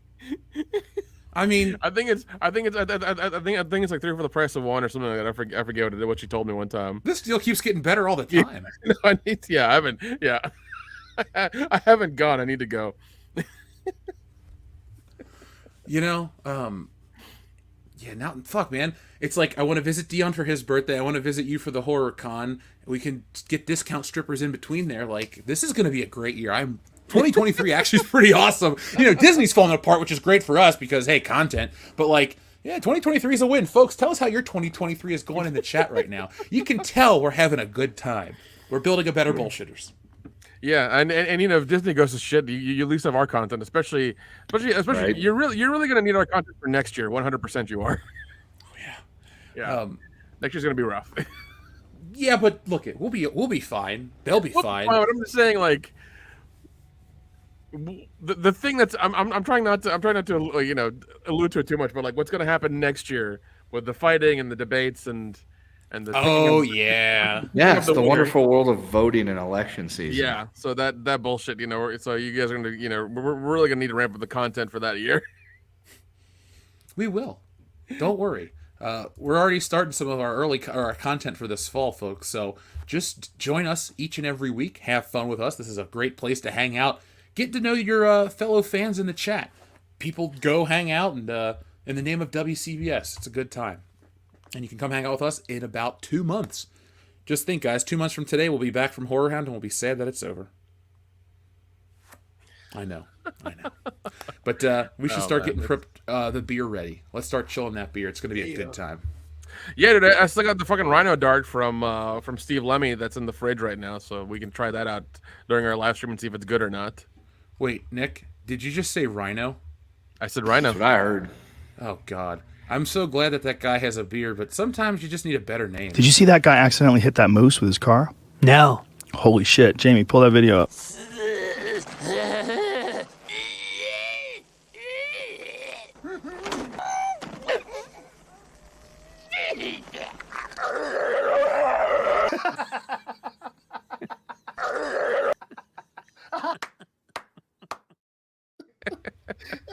I mean, that's what he came up with. That was the name. He's like, I think he announced it when I was at the screening of Quasi in Nashville. He's like, yeah, I partnered with some people here, and we made an alcohol company called Rhino Dart, and we're, this is what it is. Come drink with us and talk to us and this, that, and the other afterwards. So I was like, okay. So when I went to go see my friend in Nashville a while back, I went to go to a liquor store and pick up some Rhino Dart. So it's in the fridge. We can try it and see if it's good or not. Sounds like a plan. Yeah, you want some too? Yeah, he's the youngest member of the crew. Our fifth bullshitter is under a year, just a year old. Yeah, he's 13 and a half months. I don't fucking know. Can he drive us around at Horror Hound if we drink too much? Dad, all you care is that motherfucker is breathing. That's it. Yeah, you speak from experience, though, dude. Yeah. Oh yeah, there was one morning I woke up and he was asleep. Yeah, you want to tell him? Is he singing Scatman? That's a great song. I didn't know he knew how to sing at that age. It's a Scatman. Yeah, tell him all about it. No, like one morning I woke up, it was like 5:30ish. It was a little light in there, and he was sleeping face down on the bed. And we've got 2 beds pushed together, so there's a low bed and a high bed, so he can get down and not fucking fall face first. And I was laying there looking at him, and he was laying face down, and I couldn't tell that his face was turned and it wasn't in the pillow, and I couldn't see him breathing. I fucking flew out of the bed onto that bed, landed next to him, and yeah, he was laying there just snoring. I'm like, fuck. I couldn't imagine. 5 seconds, like my heart had stopped, and I'm just like, I couldn't imagine that. That's then terrifying. you sit down, and you're like, why the fuck did I start freaking out? Like, yeah, it's like, he was fine the whole time. What the hell is wrong with me? Yep. Yeah, just like that. I'm sure that's baby language for dad's a frittata. Better than being a Fratelli. Well, yeah, I guess. Now, guys, this kind of just popped up as we were on the air in terms of Secret Invasion. So the show's not that great. It's really not worth writing home about, but it's part of a new controversy. And I called this earlier today, but I didn't really tweet about it because I thought it was irrelevant. But Secret Invasion uses AI to generate its credits, and people in Hollywood are fucking pissed off because they're doing it. They're using AI to create art instead of paying people at that level. And it doesn't look very good. I'm like, when I watched the credits this morning, I thought to myself, is this AI or is this just really shitty art trying to look like AI? And no, that, whatever you want to call it, Samuel L. Jackson with a mask on, is AI generated. Do you guys feel like these creators are justified to not be happy about this stuff?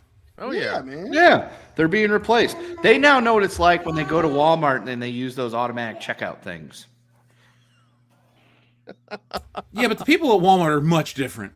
Well, yeah, but I'm giving you a one of those things. The similes.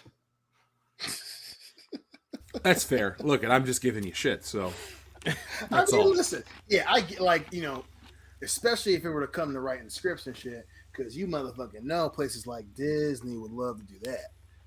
But yeah, man, I mean, I get it. I guess it's Dude. The credits. I'm if AI does the credits, I ain't gonna fucking lose sleep over that.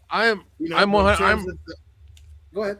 I'm 100% sure Disney and their R&D department is working on some fucking AI to they're training it to write scripts. I'm sure they are. I'm 100% sure 100%. they are. They're feeding it really good scripts, and they're asking it questions to write other ones, and they're refining it until it gets to a point where it's like, all right, we got it. Or maybe they're feeding it all of the Marvel comics all at once, so it can write out the perfect script for those things. Who knows? Yep. I mean, we have such a bright future in entertainment, folks. That's why these things are shitting the bed. Yeah, and it's going to be one of those things where there will be, I'm sure they're going to make an AI movie, and it's from a script, and it's going to be terrible. It's going to be super super fucking generic. It's going to be just awful. Mm-hmm. It's it'll be very mediocre. That's what's going to happen. And they're going to hope it's going to be the greatest thing. It's no, it's okay. It's fine. So no big deal. Yep. If studios could do AI created films and they just make $1 billion, they would 100% do it. Don't ever get it twisted. Well, I can't wait to go see CGI Harrison Ford in 35 years. They just fed all of his images into a computer, and it's oh great, we're watching Indiana Jones 19, where it still looks fake, but at least it's Harrison Ford still. Whew. Yeah, and that's the future. God rest his motherfucking soul. Yeah, and that's the future we talked about, where you get all these actors in their prime scanned and having their voice cloned to put on a goddamn floppy disk. Not really, but you know what I'm talking about. And put away for some machine or whatever, and then whenever they want to, their families or whatever can lease them out for a movie, and then you just have some dude in a mocap suit with dots on his face acting as the body stand-in. That's gonna be movies in 30 years, and maybe 20. Who knows? It should be tomorrow. No, it shouldn't. I know. None of it should happen. It'll be AI scripts and green screen fucking movies, and they're all with mocap actors, and it's gonna be awful. Now, The one last thing I wanted to bring up now that you're back, Kendo, about this show, Secret Invasion, was there's a line where Nick Fury goes, they're messing with the wrong spook, and Adrian Hill goes, you can't say that, and he goes, I can, and I laughed way too hard. I was like, God damn, there was at least a decent joke in this show. So. Yeah. He should have called them. He shouldn't have. Should have called them Peckerwood. Look, I don't want to mess with no reefer addicts, okay? Going back to your mama, boy.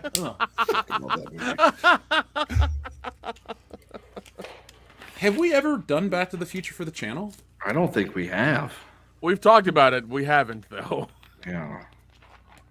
Well, there's no time like the present or the past, depending on what kind of DeLorean or the you future. Have. Well, the future is what you make of it, Marty. Yeah. We should definitely do that for Patreon this summer. Hell yeah. We'll just we'll have our first drunk roundtable of Back to the Future. Mm-hmm. We might not do it live. We might do it live. Who knows, folks? Press 1 in the chat if you would join us live. We got to have a good audience for that. Yeah, we should. Back to the Future. After all. We should at least do the first one, if anything. That's most definitely the first one. I mean, the second one has value, but we should wait. What we should do is we should do the second one on October 21st. 2015. Yeah, that's when we should do it. You missed it by that much. Well, we were doing some important stuff on that day. Kendo, I don't know what you were doing that day, but Nick, I know where I was. Celebrate my birthday. Oh yes, of course. Was that the first? Was that podcast launched on that day? It did. We recorded on that day. Nice. So I was not on the podcast at that point. I did not know who the hell this podcast was at that point. I do remember watching Cinemassacre talking about Back to the Future Day on Back to the Future Day because I remember watching that when I got home from work after practice. But that's about it. God, I'll never fucking forget that first episode. I swear to God, it was the most diminishing thing for Jeff. But then like we got our shit together right after that. Oh yeah. You were on episode 3, and you've been here ever since. You even stepped away to make a movie for a while. We would true, report. but You would call in on the show. I'm on the set of my movie. Because you know we had the link and stuff back then. It was a little bit easier, I think, on like Skype or whatever the hell we were using. It was a little bit easier. But yeah, it was. God, I remember that, dude. You asked everybody. It's like, are you fans of James Bond? We were like, yeah, we are. We didn't realize you were a goddamn super fan, and we had to go back and like fucking study. Yeah, it's like, look, you can wake up pretty early in the morning, and I'm still gonna know more about James Bond than you. So, but no, like like I wasn't ready for the level at which you knew like James Bond, and and then you're like, all right, dude, we're gonna do this again next week. Everybody go watch the movies, and I was like, okay, I will. And I went and like I had them all, and I went to go watch them on the DVD box that I had, and I took vigorous notes for everything. I remember that one because I had notes for it all, man. I swear to God. I was somewhere up in Ohio and my car broke down while I was waiting for a tow. I turned on that episode of the show and I was just listening to the episode and I'm like, all right, Nick, that's what's up. The other guys? Yeah. Like I did the work. Not you, Dion. I mean, you know who I mean. You're still here, motherfucker. About to say, God, I hope so. Oh. he's like, yeah, I see Troll and Dion. You know, Kendo, your kid's wise. He's like, hey, He is a scat man. You were never supposed to turn on me, little man. It was never going to be you. You were my brother, Anakin. We're supposed to bring order to the Jedi, not destroy it or leave it in dark. Whatever the fuck he says. I'll tell you, for as much as I like Episode 3, I do not commit any of that movie to memory. Like, I could tell you every plot point in order, but I'm not going to be able to sit and quote you lines of dialogue outside of, you're breaking my heart, Anakin. Yeah, it's fun when he starts blasting through those Yinglings like that, though. Sounds like a delicious time. Now, well, that and apparently Order 66 didn't work out the way they fucking wanted it to. Right. Like there's still Jedi scattered throughout the fucking universe. Yeah, there's turn around, 166 there's Jedis fucking left. more of them left. Yeah. And it's like, oh, we missed a few. How many's a few? Well, let's see. Carry the 3, 4, a few. October? That's the accurate number. It's going to be... Ahsoka's going to be a shit show, but, you know, we'll cover it for the people that don't want to watch it. So, folks... For the people. By the people. I mean, there's not going to be that many people watching it with Disney constantly, like, losing subs all the time, so... Well... It's not the only one. God damn it. Thank you for that, Kendo. That was a softball lob. I couldn't help but fucking clock that was one out good. of the park. That was fucking good. Well, that's a good time to transition to our next topic because we talk about it in the title. Disney has way more issues. So, it's right now, according to, well, I don't know how you would refer to this, Wall Street, I guess. So, Disney is down a lot of Disney Plus subscribers. Their stock is being downgraded. And holy shit! Yeah. And they lost their chief diversity officer and the senior vice president of the company all in a week. Does that show as a positive thing for a company or a negative thing for a company, that spells boys? disaster for Disney, Jeff. Yeah. Oh, man. Well, you know, they say all things aren't equal, but you look at Disney and, well, you know that's true.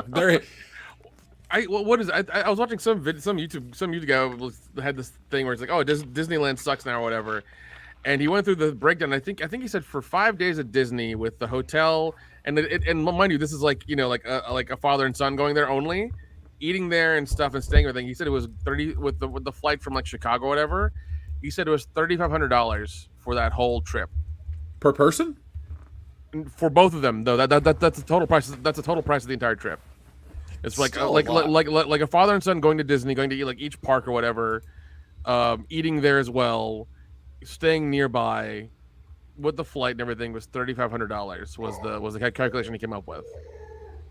Jesus, a 2-day ticket is $285. And mind you, that fluctuates day by day. There's also like the other bullshit you deal with, like the fast passes and that other crap that you have to try to get at like 7 in the fucking morning and all that other shit too. So, Does Disney even have big roller coasters?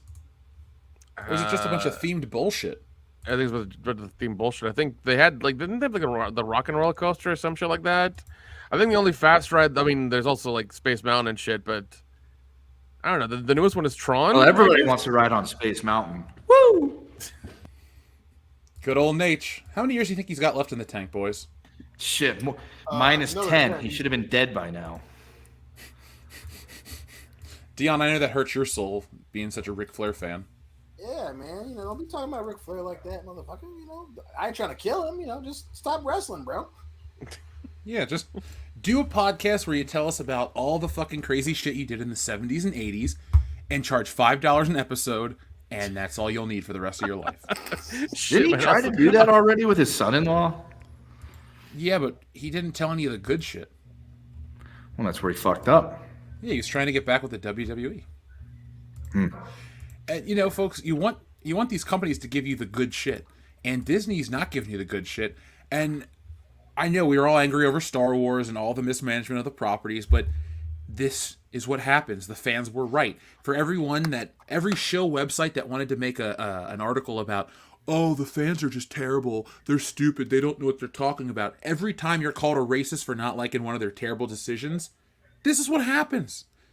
So many different things have led Disney here, but everything is a factor. And all I can do is point and laugh. I mean, go back and listen to the video with Pro this morning. Go back and listen to the High Council last night where we break this down.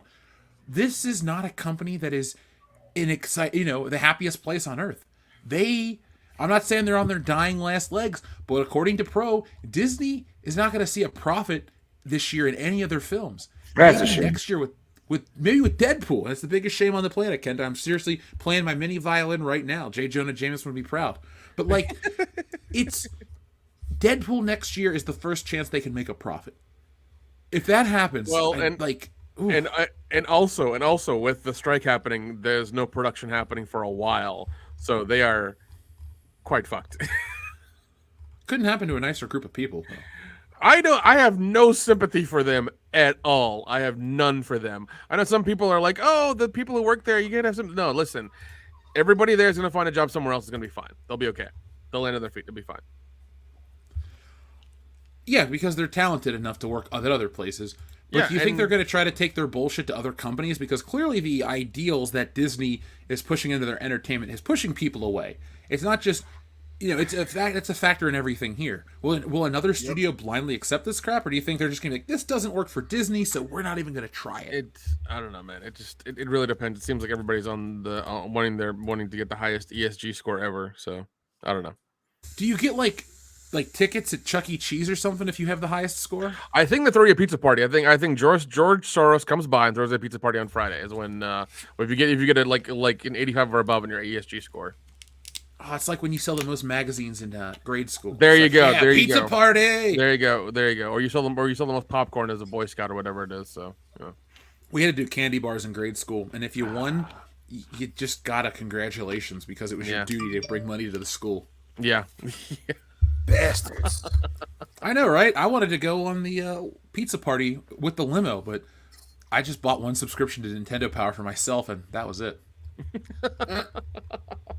I think I won in the long run because, Nintendo Power was the greatest magazine of the 1990s. Dude, it was me good. wrong. I mean, was Playboy doing well in the 90s? I mean, its heyday was probably, 80s? Was the best time to read a Playboy? 80s, 90s, yeah, probably around that time, I would say, yeah. No, I remember my brother would get Cheat Code Central as the magazine, I think, what it was? Or Cheat Code something, I think, is what it was. Because Cheat Code CC was a website, but I know you're Yeah, no, you're right. Okay, that's what it was. Yeah, I know it was a website. No, but I remember he got a magazine for cheat codes or something like that, and he was trying to do a puzzle in it and win the money from it or something. I remember that. Did he win? No. It didn't happen. Yeah. Speaking of Playboy, I miss old Playboy. Those were the days. Folks in the chat, if you miss old Playboys, press 1 and tell us your favorite model. I'm trying to think who mine is. Dion, do you have a favorite Playboy model? Could be a favorite.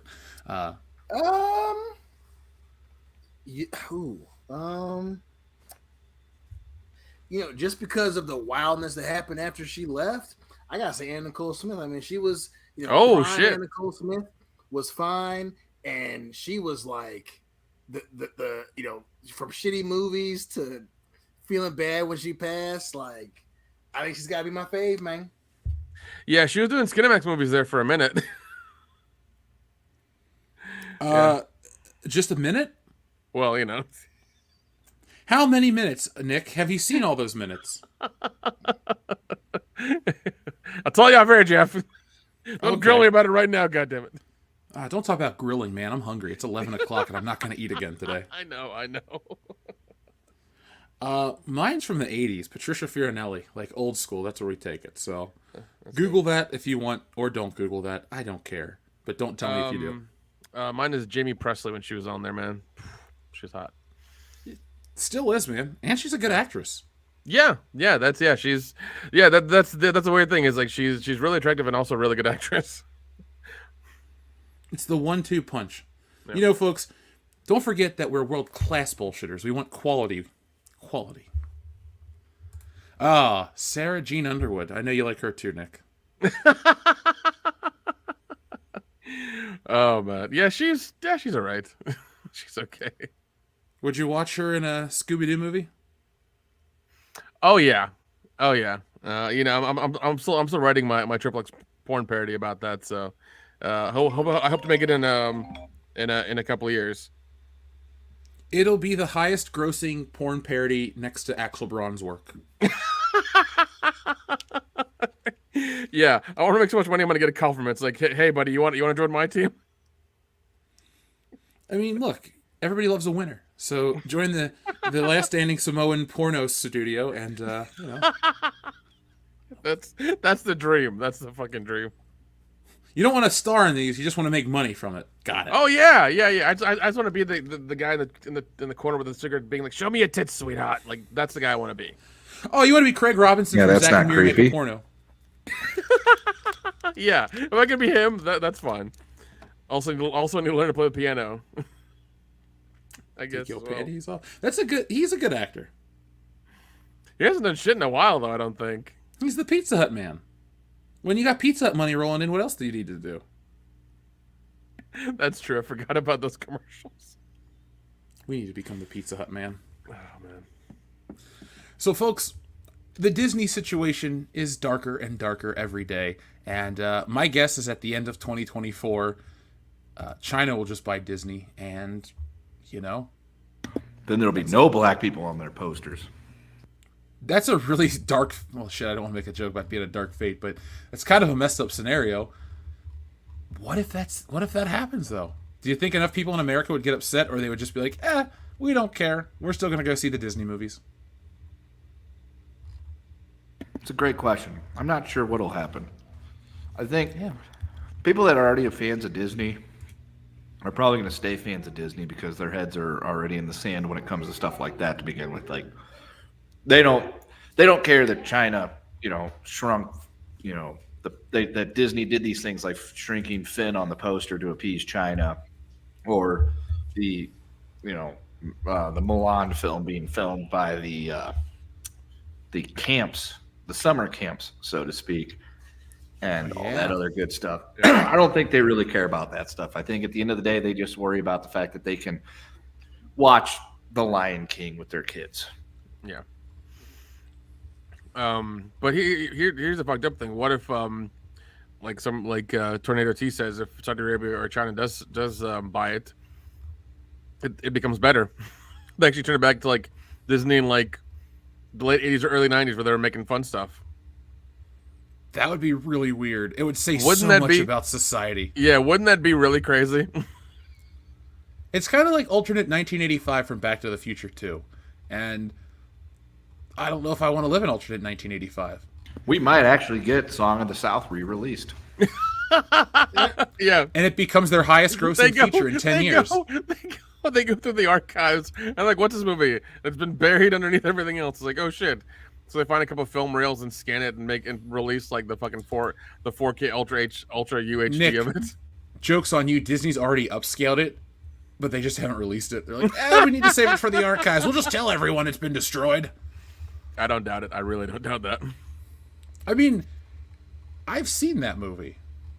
It's not anything. It's like whatever. You haven't seen the movie. You've seen like the zippity doodah clips and things like that because when it was ever released, it was just the zippity doodah and the Uncle Remus singing the song and maybe telling a story. Because even as a kid, I remember seeing that because I had no idea that it was a band / something we don't speak of movie until when I was adult, and I was like, wait, that's not a thing. I could have sworn I've seen this before. You've seen the clips that Disney was allowing to be shown and or be part of their video collection in like the 70s and 80s. Well, let me check my Plex server because I'm a member of a Plex server, and I'm pretty sure they have that movie on there. You can find copies of the movie. There's like a website I found that was willing to sell it on Blu-ray. That's crazy. I mean, and the beauty of it is Disney's not going to stop people from doing that because by stopping people from doing that, they have to acknowledge the movie, and they don't want to do that. Yep. Well, they will have to do it, but it's not going to be pretty. I don't care. Honestly, I don't give a shit. I'm not. I've seen the clips. I've seen Fletch Lives. That's enough for me with Songs of the South. Oh, man. So, guys, we have a couple more things we want to talk about tonight. We also want to have more fun with the audience. So send in your messages. Dion, we have to go back real quick because you had a couple super chats that rolled in while you were away. And TLJ Screwdriver says, you don't know him, Dion? Why do you love Dark Fate, then, in terms of James Cameron? I think we've made it clear that was a frame job. I was set up, and they turned my people against me. Yeah, it was a CIA frame job, man. By frame job means he framed the poster. Dude, yeah. Easy. Also, Dion, while you were away, the audience wanted to know, of the four of us, who would fight Logan and Jake Paul in a fight, and we agreed that you and I should team up to take them down. How long do you think they'll last versus us? Not very long. Jake, well, they're both idiots, and Logan's super dumb, and Jake can box a little bit, but not very well. So, well, that's why you should fight Jake Paul, because you use Krav Maga skills, and I'll just Logan Paul's a pro wrestler. I'll just be like, no, man, this isn't as real as you think it is, and just 1 or 2 headbutts, and we're good to go. Yeah, I was about to say, I was like, he knows how to box, but he's only been boxing for a very short time. Even though he's been trained well, it's still a very short time. Well, he can afford good trainers. I wouldn't say that he's been trained well, because I would fucking love to punch Jake Paul in the mouth enough times to where he fell asleep. I would love to do that. Like forever asleep, or just like a week or two? We'll see where it goes. We'll see where it goes. Right. I'm not gonna put a label on it, but I wouldn't be upset. But like he just fought Tommy Fury. I mean, if he dies, he dies. I think Sugar Shane Mosley, I think was one of his trainers, so he can afford great trainers, but the motherfucker just ain't that good. Yeah. Now, let's see what else we have. Oh yeah, from our friend Enrique, he says Dion's favorite movies: Dark Fate, Song, Barbie Girl, Book, Twilight, TV series She-Hulk. And he asked for the Beverly Hills Cop button. Now, before I let this go, your character has been assassinated, sir. How much of this is true and how much of this is false? And you can't say none of it's true, because I know you.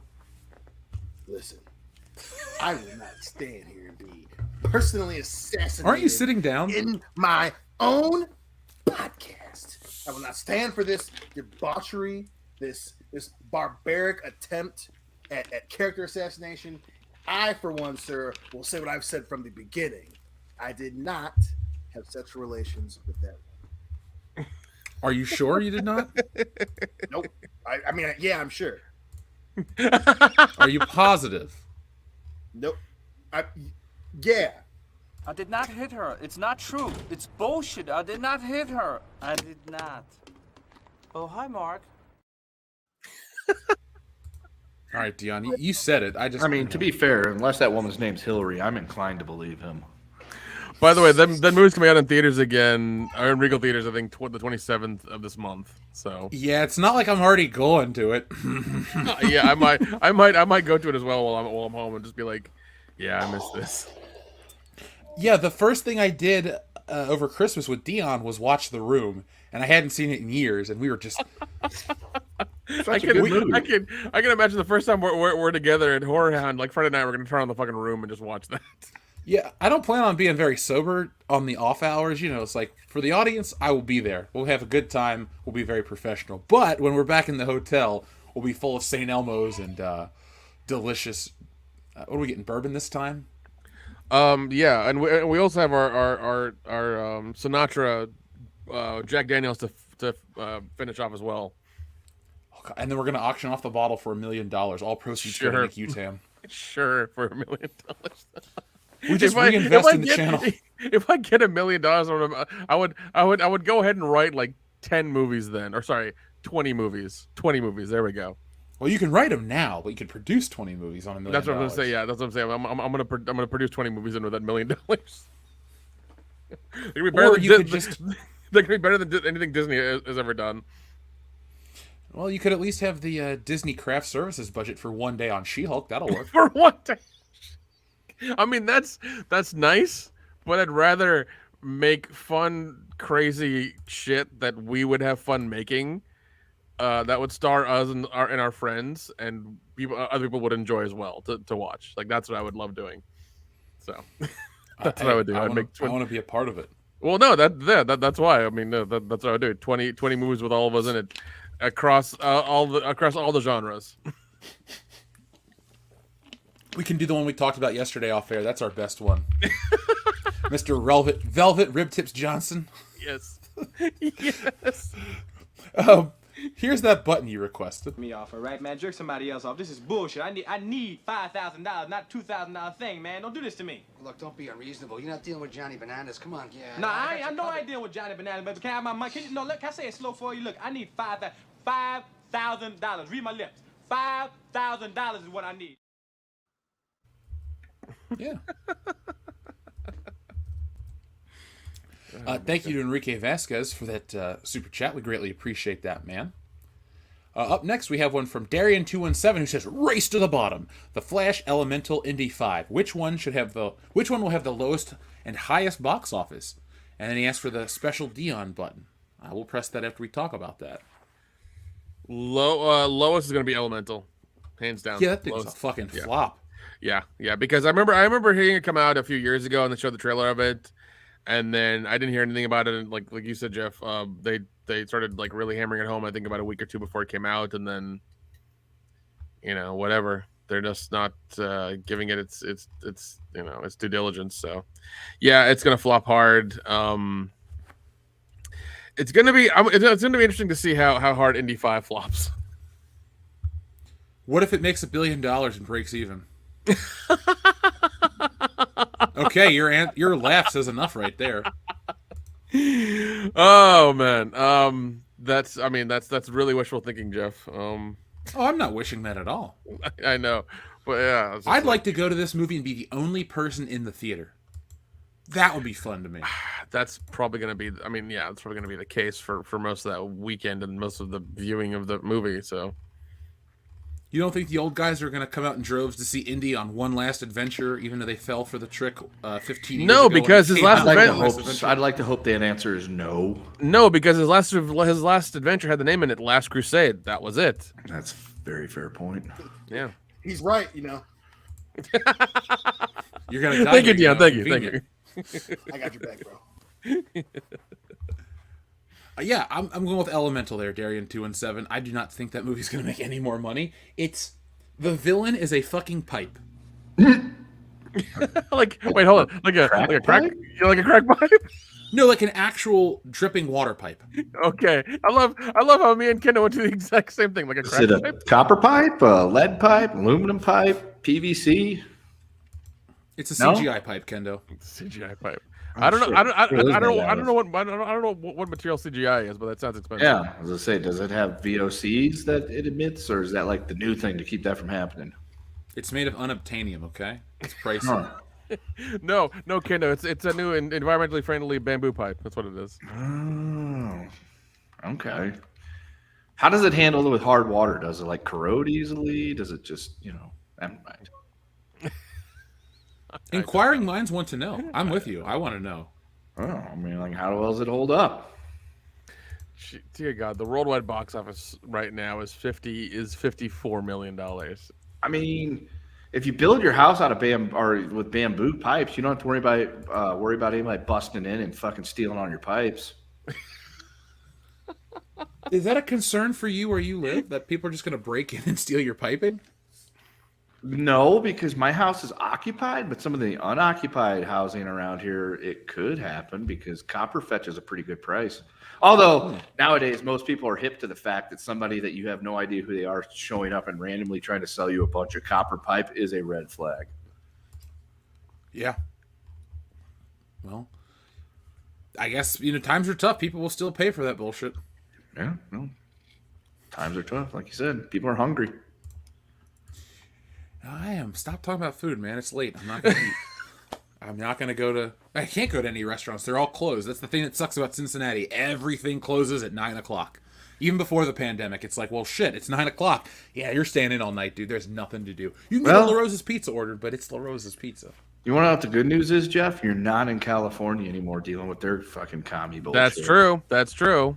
I wake up every morning, I take in a breath of fresh air, and I go, thank God for that.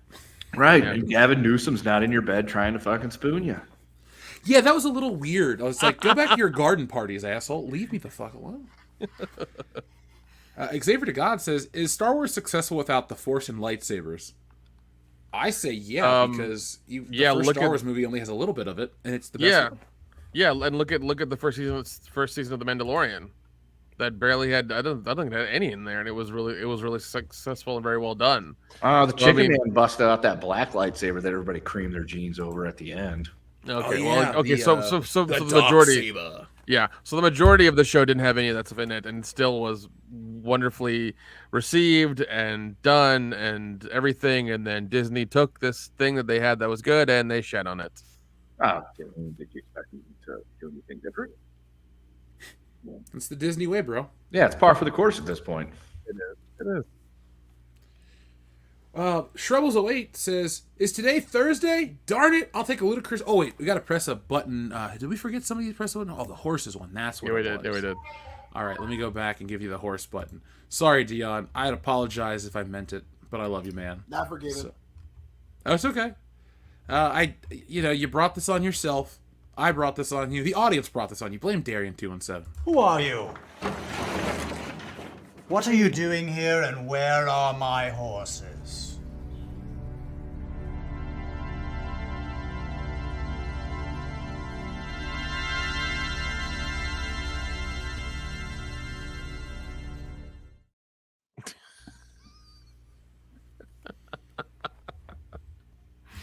Oh my God. Hashtag sorry, not sorry. Shrubbles08, I was going out of town, but now I have some car issues, so I will not be going out of town, but we're doing the show because we announced it last night on the High Council, and we announced it earlier in the week as well. So folks that are listening on Thursday going, oh, I thought it was going to be live on Thursday. And we're still a Thursday night show. Just listen to it again. Yeah. 3 times even. Help us out. Put this show, everybody listening, give it 10 thumbs up and listen to the show on repeat 100 times and just mute it. Let it play in the background. Do anything. That'd be awesome. Yeah. It's like, how do your shows have 150 million views each? We're just that good. Yeah, we have an awesome audience. That's all I'm saying. But we appreciate you guys all the time. Hit that thumbs up button to let us know you enjoy the content, and we'll keep making more. I'll be back tomorrow with more anyway, no matter what happens. So, are you doing a Good Morning Pop Culture tomorrow? I will be doing a Good Morning Pop Culture today. The fucking power at the complex went out, and it was just like, oh great, there's no internet here. So I woke up to a dark apartment, which is cool because I don't sleep with the lights on. But then I went to get to my computer, and I'm like, wait a second, why is there no connection? Because I still had battery life left. And then I just kind of sat in the dark, kind of angry. But I tweeted it out, folks. Make sure you follow us on Twitter for all of the WCBS updates. If you're not following us on Twitter, do it just for that. Go make a Twitter account just for us. That's all you got to do. Don't get into the cesspool that is Twitter. Just follow us for all the updates. So, Up next, we have your buttons right here. Ludicrous speed is a go. Ludicrous speed! Go!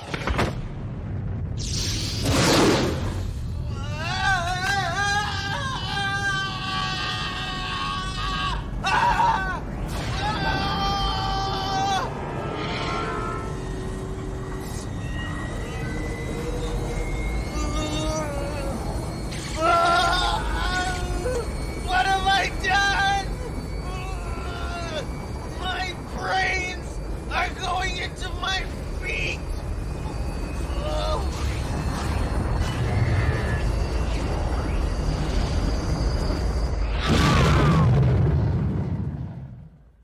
What the hell was that? Spaceball 1. They've gone to plaid.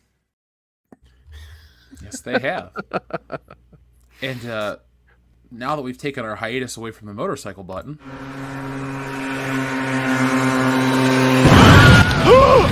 Another one.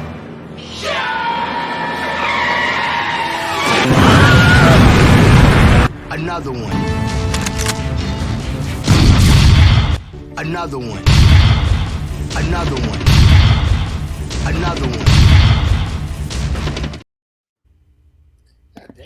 I'd like to think that DJ Khaled is well aware of that button. I hope so.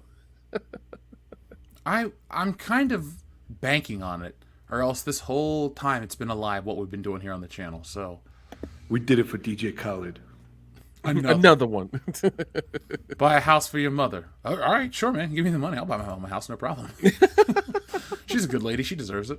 There you go. Oh, another one? Cool. I'll buy me a house. Another one? All right, Dion, you need a house? Yeah, here, Nick, you want a new house? Kendo, we got to move across the country to buy a brand new house. Fuck it. I mean, technically, you and Dion could move back to California and get a real nice house, but you know. I've been there. I've done Haven't that. we been like singing the praises of not living in California, Nick? Why are you taking us back? I'm just saying, if they're handing out free money and giving you a place that's real cheap, I'm sorry, a place that will cost you a lot less. So, folks, you've heard it here first. Nick is a communist sympathizer. I wish he wasn't, but you know. But though, Kendo, we have to accept our friends as is. So, listen, all I'm saying is the government's handing out free money, and you should probably take advantage of it. That's all I'm saying. Yeah, and then they're going to tax you on that supposedly free money. It doesn't come from nowhere, Nick. Yeah, there's no such thing as a free lunch there, Nick. Correct, especially in California. Oh yeah, I know. Believe me, the prices you pay on some of these fucking sandwiches, it's like, all right, your Uber Eats bill is $16 with taxes, fees, and whatever. It's $50, and you're like, what in the hell? I can't tell you how many times I was hungry. I'm like, I'm just gonna order something and get back to work. I look at the bill. I'm like, nope. I will walk to the store and I will make it myself. Fuck this shit. I'm out. So, Nick, when did you realize that you were a friend of the Reds? First time I had a thing for Lucille Ball. Oh, so there you go, Nick's a pinko, guys. I didn't know you loved Lucy so much, bro. But that's okay. Do we have any redhead love in the chat? Yeah, I'm about to say. I was like, I guess that's why I love redheads. Go figure. She just, when I would watch that show in black and white, I didn't even realize she was a redhead. I was just like, oh, it's that lady with the perm. Yeah. Now let's read this one, and then we have something we have to talk about because our pal Tom Holland might be in trouble according to the internet. Oh God, yeah. Legal trouble? No, it's fucking hilarious. Really, it's really funny. Actually. Clone Geek, ouch.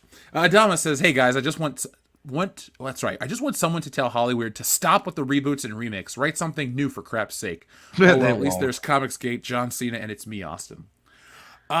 You can get great independent comics anywhere. It doesn't matter. You can get ours, you can get everybody's, because the next great stories are coming from people that aren't working in Hollywood right now. Believe me. Yeah. You're definitely going to want to be reading Wokebusters and stuff we put out because Hollywood doesn't have the nerve to do it. Oh, we could offend somebody with this story. Fuck them. If it's funny, it's funny. That's how I live. Yeah, and also it's like, you know, if you see them do a remake, a reboot, or a rehash, whatever, don't go watch it out of curiosity and spend your money or spend your time on it. If you really want to watch it, acquire it by sailing the high seas, quote unquote.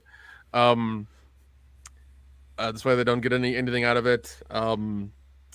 and support other people. Actually, put your money towards stuff that you want to support, like us or other YouTube channels or other comic creators or other content creators as well. This way that the money goes somewhere else besides Hollywood. That's what needs to happen. There needs to be a monetary change between for everybody really to put their money somewhere else besides Disney and Hollywood and the other places. Well said. Now, you wanted a John Cena button, and it's me, Austin. Sure, no problem. Remember, folks, the John Cena button's a little loud, so we just give everyone that listens on headphones a heads up. He does suck. But you know what? We'll do this one first because, well, you know what? We'll do any of the buttons first. How about this one? Who's that Pokemon?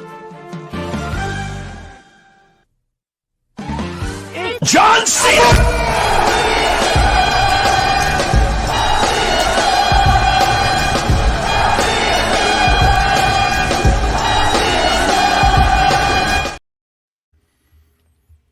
Well, you can't see him, but he always sucks. He's probably in China. Yeah, I mean, he speaks the language. He plays the game. Who's that Pokemon?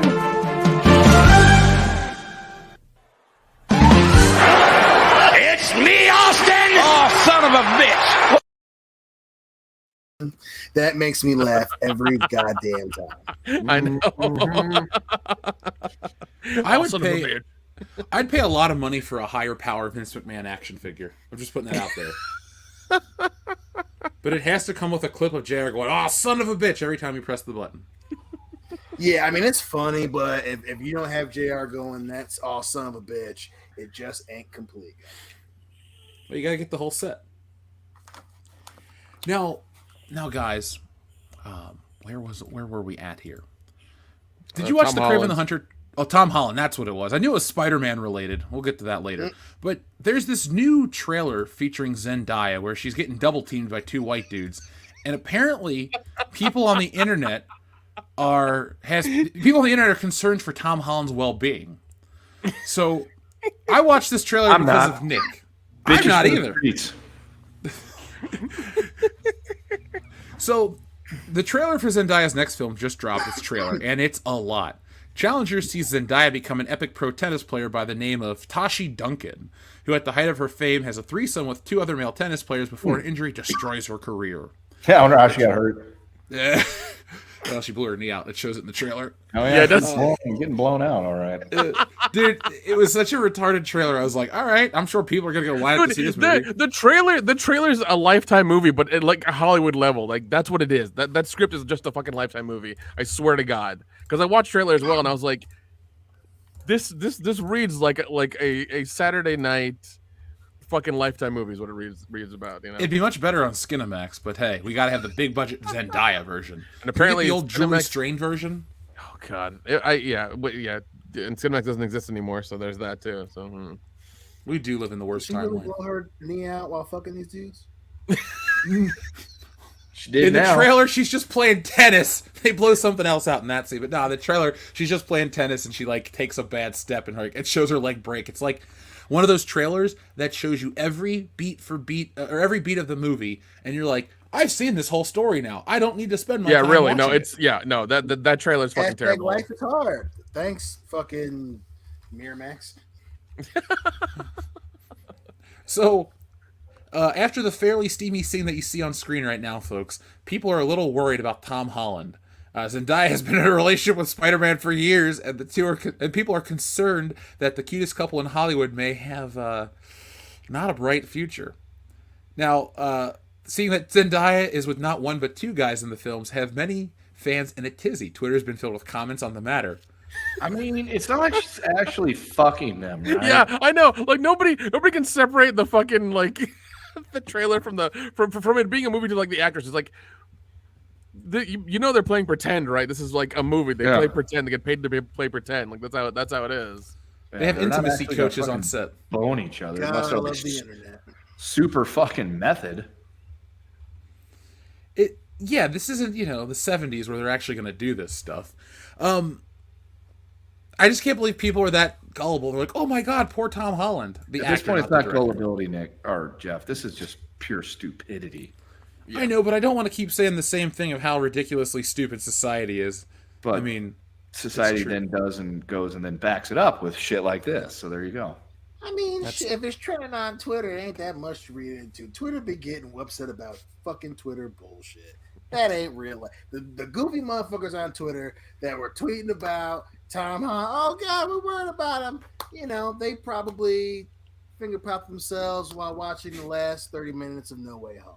You know, is that what those people are doing? Okay. Yeah, man, Tom Holland didn't fucking yank his goofy while watching ain't this. Nobody who was sitting at their desk at work today like, oh shit, man, I'm concerned about Tom Holland. It was Twitter.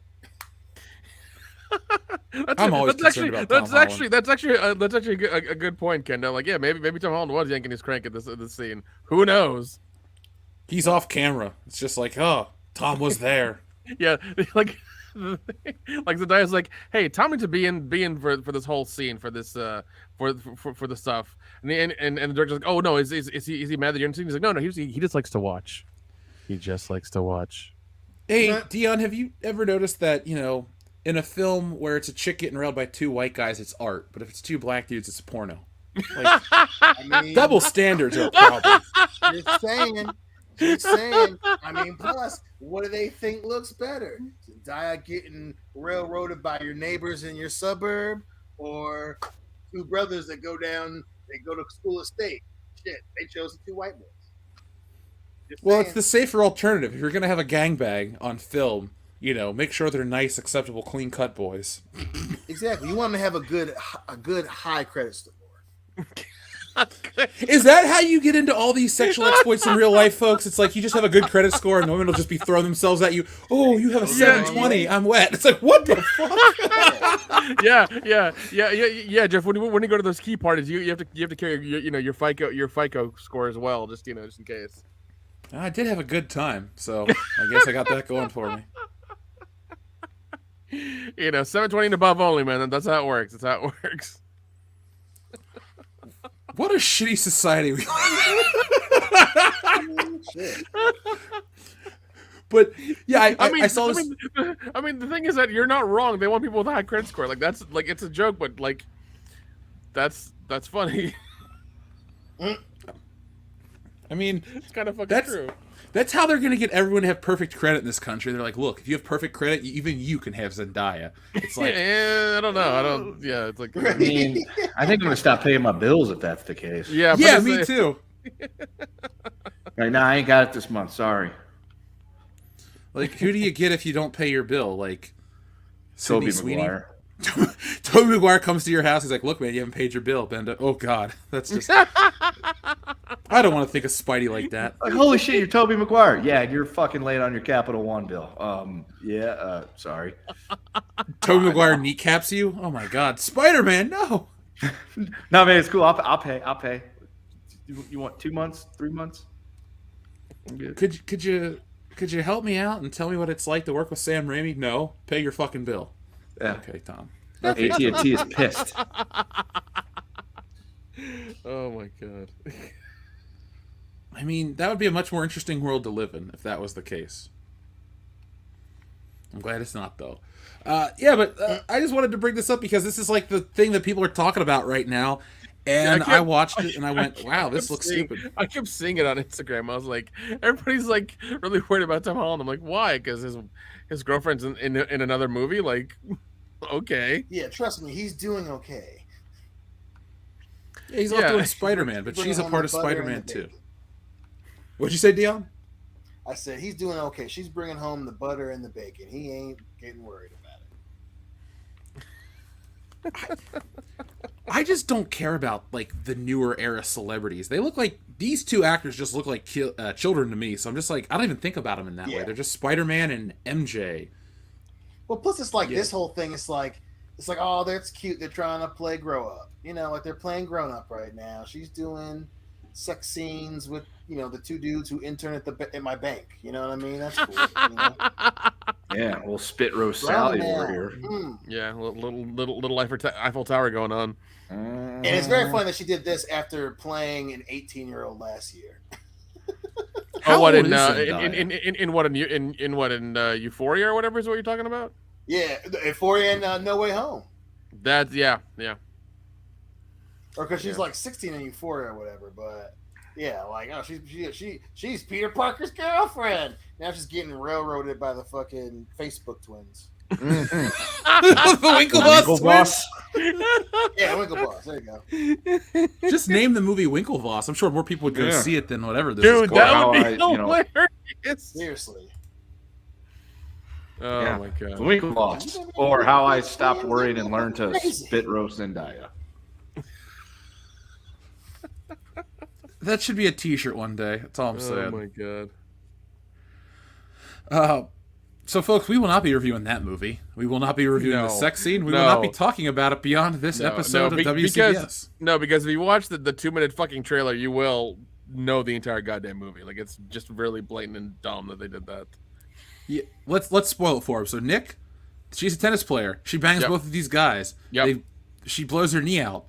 She leaves tennis. The one guy stays a tennis player and becomes a pro. She marries him. The other guy's jealous. That's it. And then even in the trailer they say 10 years later, and it's like 10 years later they meet up and they're going through this again, and apparently she cheats on the guy she's married, and she's trying to play both of them again and wants I think she wants the threesome again or something, and she's like, a good wife in the stands, like, I still got one good knee.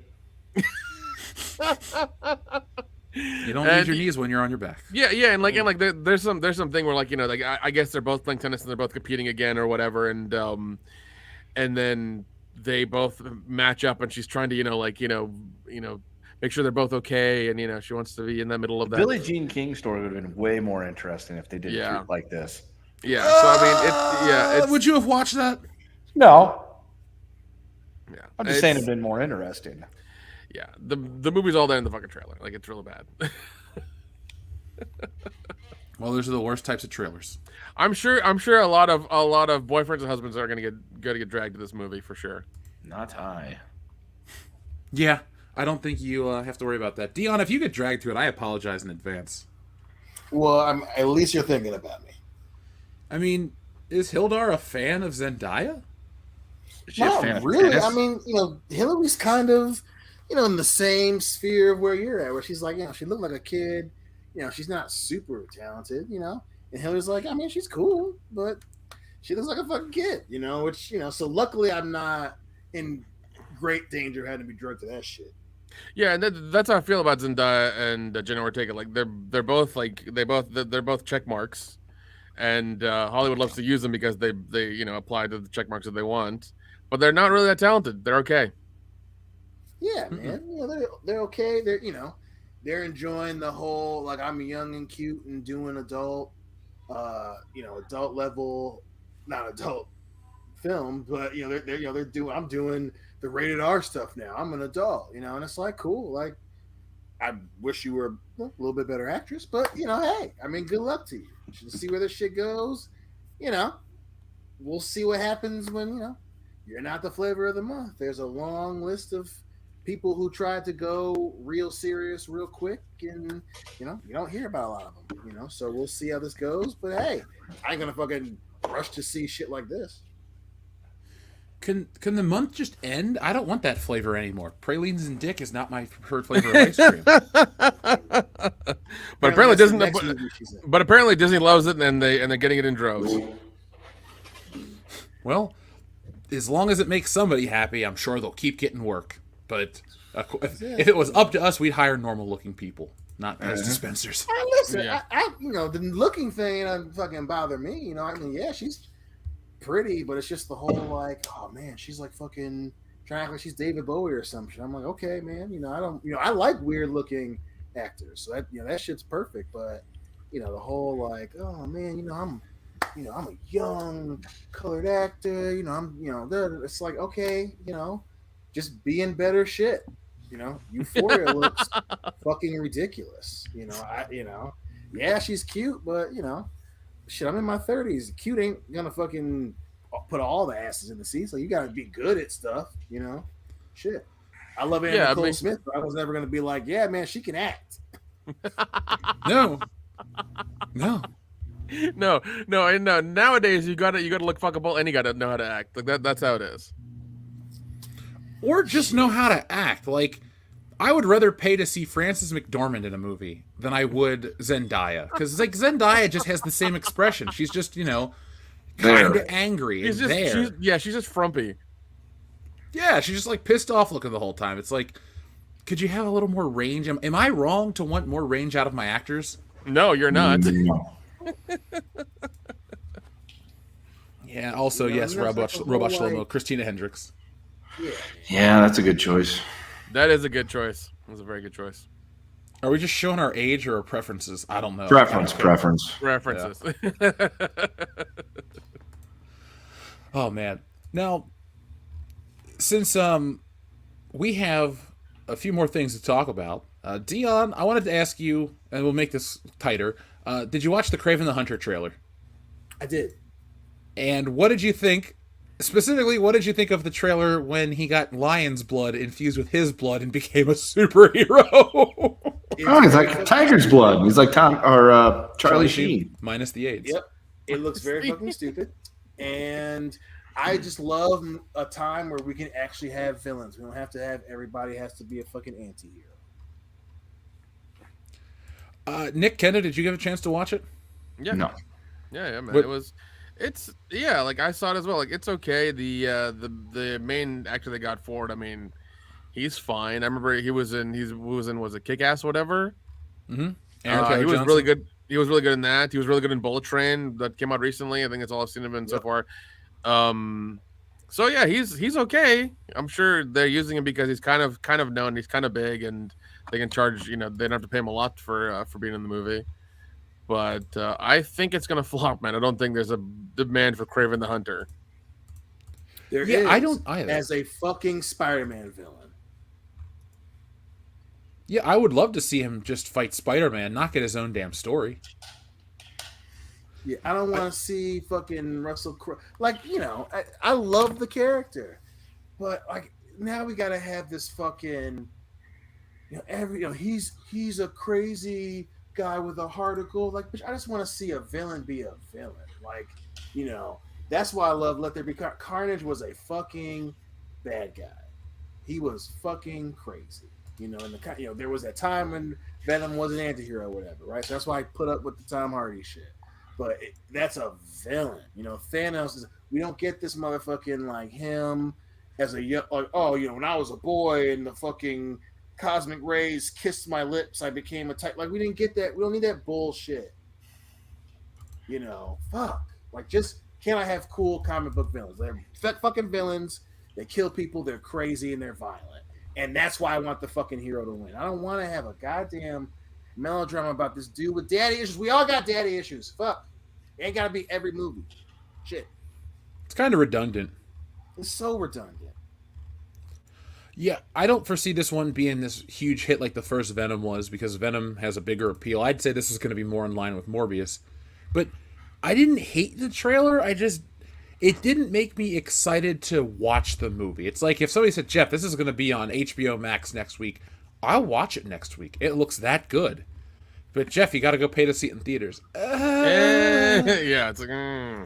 Yeah, like this is one of those where I'm going to get like high and make Diane go with me or some shit. I'm not taking like people I care about to see this movie. Look, only your sister. All right, got it. Well, that's different, that bitch is a roommate. She don't count, but she cool. She loves you too, Dion. But like I love her so much. Hey, come watch this shitty movie with me and stuff. Like we can laugh about it later. You know what I'm saying? Like, she boo thing. You know what I'm saying? But not like I'm not taking my wife to see this. You're a good man, Dion. Now take your wife to go see that Zendaya movie. See what happens. Easy. Don't you fucking put that bad mojo on me. You put that bad juju on me, Lurky Bobby. Let's see. Are me and Hillary friends on Facebook? I need to start messaging her about that. Don't you do Every morning you need a messenger. Is Dion taking you to see the Zendaya movie? I'm friends with her on Facebook. It's gonna be great. I'm gonna be like, that Nick is a fucking liar. She'll believe me because I'm world class. Goddamn it, that's why. Shit. Goddamn right. Oh god. That'd be funny if that actually worked, because Dion would be so pissed at me. He's like, God damn it, I have to go see this fucking movie. I'd be so fucking mad. I'm like, Nick, if you make that happen to Dion, I guess we're just gonna have to cover it for the channel, all four of us. No. Yep.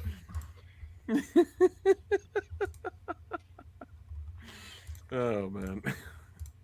Well, there's a ton to talk about, Kraven. We're so excited. Let's check in with the audience and put this baby to bed, shall we? Mm. Headcase Laboratory is next. First off, our friend Darian217 says, second horse button girl, or horse girl button, Dion's aphrodisiac, the one that goes out to those fans in the audience. That's right, I'm talking about you. I'm grabbing a snack. Fuck this. Well, Dion, we'll be right here waiting for you.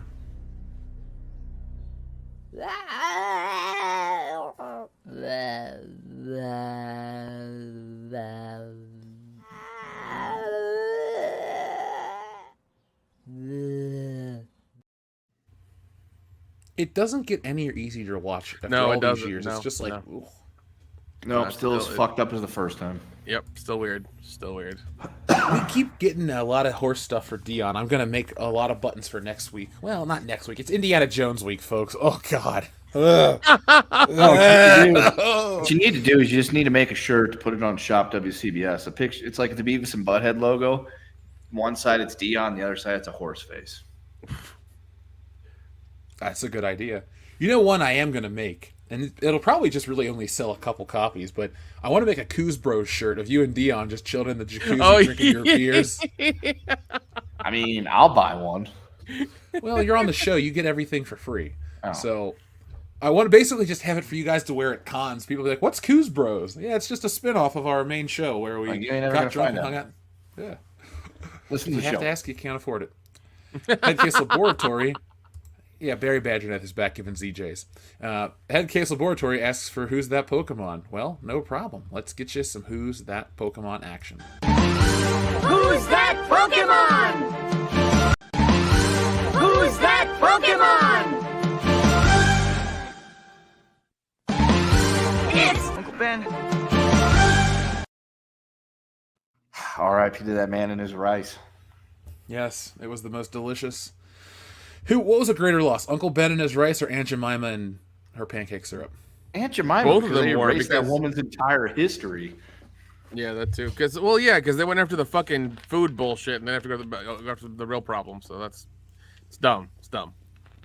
I know people think I'm being funny for the show. I won't buy that Pearl Mining Company maple syrup.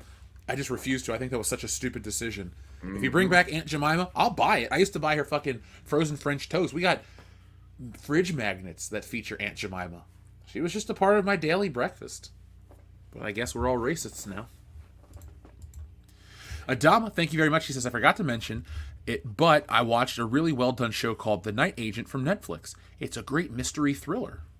Well, Adama, let me take a picture of that and add that to my list of things to check out. Now, Nick, speaking of checking out, our audience, one of our friends, I think it was Infinite Wander, wanted me to watch a video about Paul Bunyan being a kaiju. Do you think Paul Bunyan's a kaiju?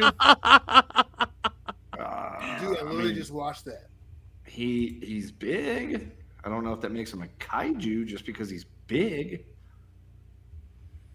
Well, the video, I won't tell you the video outcome because I want you to watch it, but I want to know what else you think, Nick.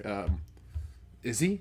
Because I have a great idea for a comic we'll talk about later. Okay, I mean, I don't. I mean, he may have been one of the very tall people that were, part of the ancient world that that we don't talk about or for some reason or have no evidence of. Believes in giants.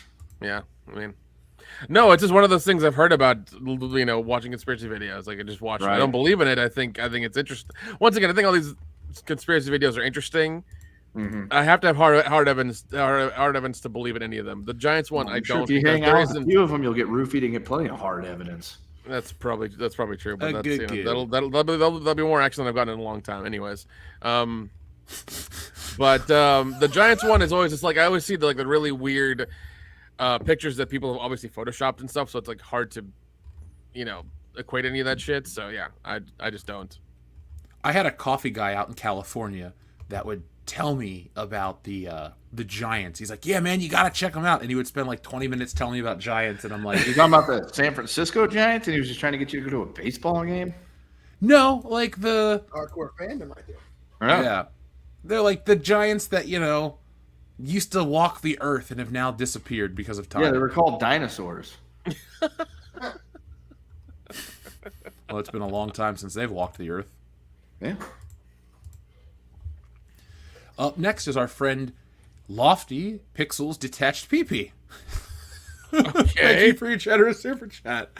First, this year's No Hard Feelings starring Jennifer Lawrence, and now next year's Challenger starring Zendaya. Does anyone else sense a pattern? Also, Zendaya is 26 years old.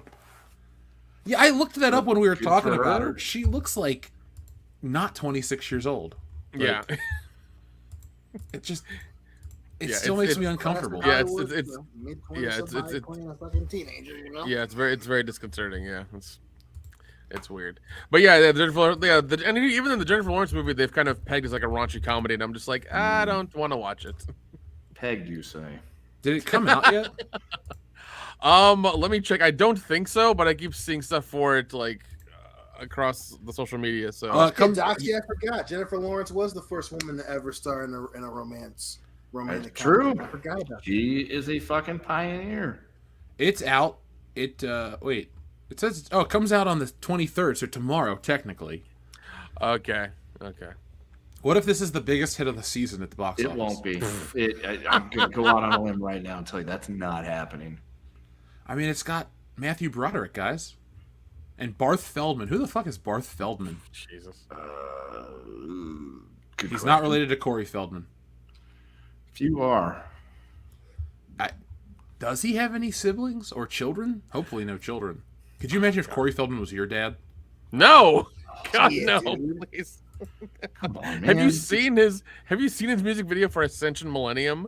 Oh yeah, and I One of heard my Dion favorite sing music it. videos of all time. That video is so fucking poorly done. It's ridiculous. What's his name is randomly in it. Yeah, Sean Austin. Yeah, in the beginning when he comes on the stairs with the fucking. You love your friend when you're in his crazy fucking music video to promote a fucking weird energy drink. Like, you know that he loves that motherfucker. You know, Dion, if you decide to make a music video to promote your energy drink, we'll all be there for you. That's true. Listen, you know, if you were to make some crazy shit, you know I'd be in it too. I'd just be in the background doing some similar shit too. Like, that shit was, and he's putting on gloves that are too small. Oh yeah. It's funny because it's like he came up with the idea to shoot it and like didn't rehearse anything at all ever. Because even the dance he does towards the end in the living room with this little group of guys who look like Michael Jackson, they're all way off on their moves. I'm just like, how do you fucking do this? Yeah, it's so weird. And then there's just like women dressed as angels performing in the next room. Like, what?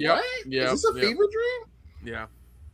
It's a fever, all right. Yeah. It's a wild video. If nobody's something. watched it, well, you should at least watch it once. Maybe not. I don't know. You can't say you've lived unless you've sat through Ascension Millennium. It's like the room of music videos. It really is. Maybe tomorrow. Now Kendo's going to be like doing his, he'll be doing something with the kid. He's like, well, I could take care of the baby. He's asleep right now, so let me just pop on Ascension Millennium. Yeah, what's the worst that could happen? Your child will wake up screaming, "Dad, why? How do you speak?" Yeah, that would be the part that would be the most mind-boggling. It's like now he's actually firing out full-on sentences. Be like, whoa, the other day it was just day, and that was me because you would say that every time I walked in the room. It's the only word I know that he knows. I'm day. Now, Lofty Pixels Detached PP, this is a good point. Watch people try to defend that Kraven the Hunter movie by saying that Kraven was half man, half beast in a spectacular Spider-Man. I love the Spectacular Spider-Man. I've been on record saying it's the best animated version of Spider-Man, but not the Kraven the Hunter part. Every other villain is done well. They even include the Enforcers, which have never been done in any other format. But no, we get stuck with half man, half lion Kraven, and I hate that version. It's weird. It's like they neogenicsed him up, even though that's the shit from the 90s cartoon.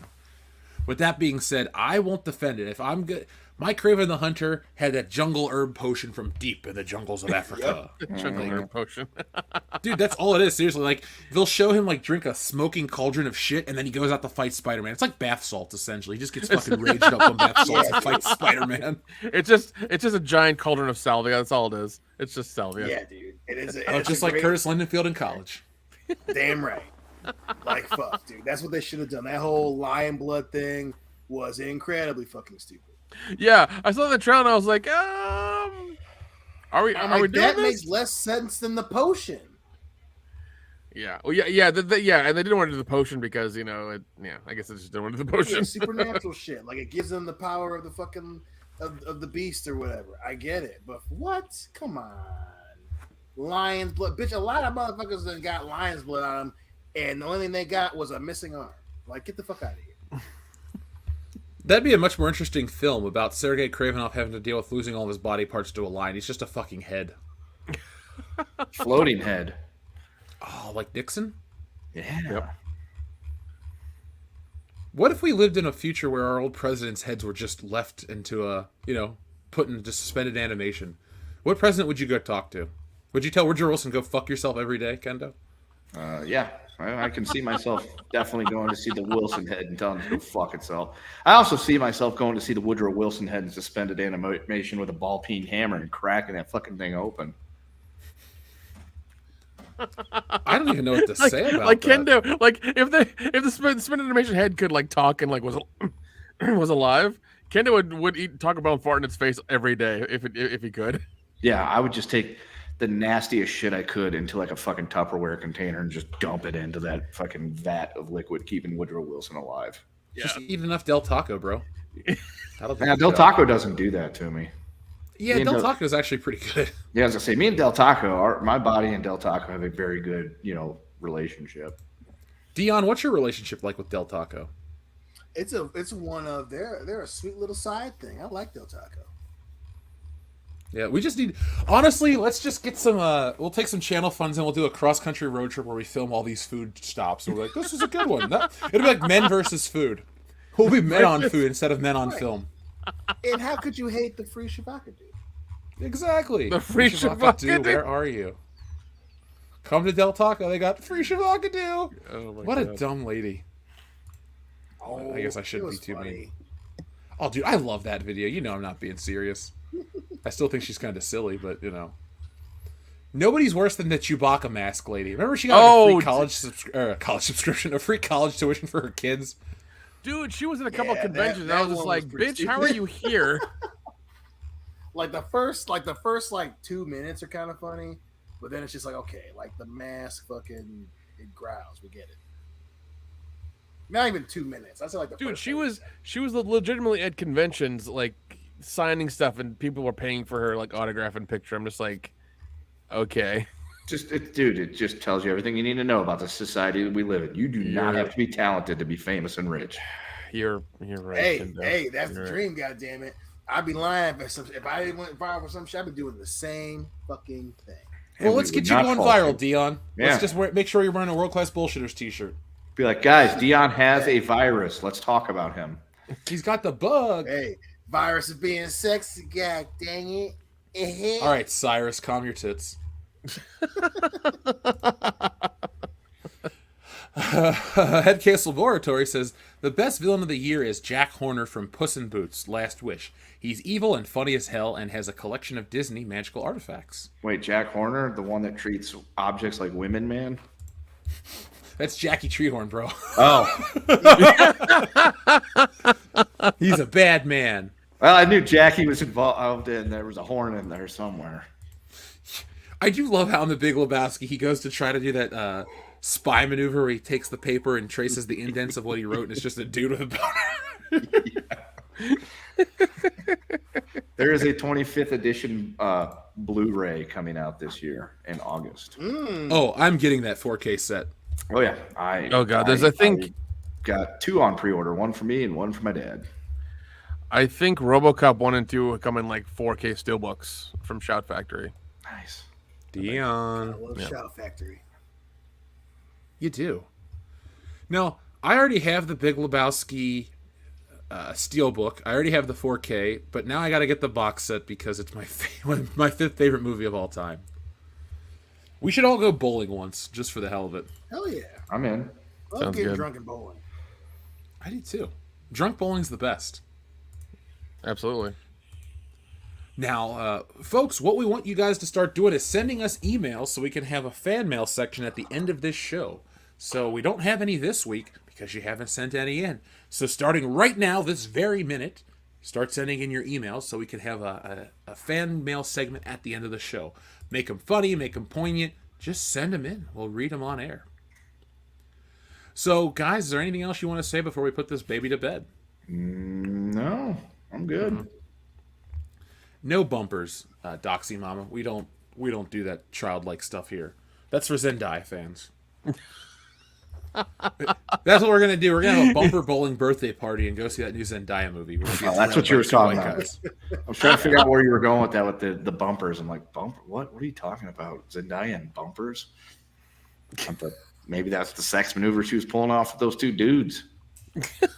I don't need to see the movie to know I'm not interested in that. I mean, if she's a bowling ball going from bumper to bumper, then yeah, that would work. Yeah. So Zendaya starring in Gutter Balls, a Jackie Treehorn film.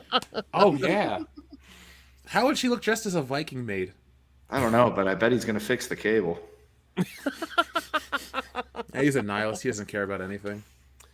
I bet we could get Carl Hungus for that movie. I mean, it's probably going to be some dude trying to get his future children to go down her throat slide. So yeah, whatever. Damn, dude, that's just disgusting. You had to take it there, didn't you? I had to. That ends the show, folks. So thank you for watching. We'll be back next time with more. But in the meantime, be smart, be safe, be cool, but always be excellent to each other. .com. Nice shooting, son. What's your name?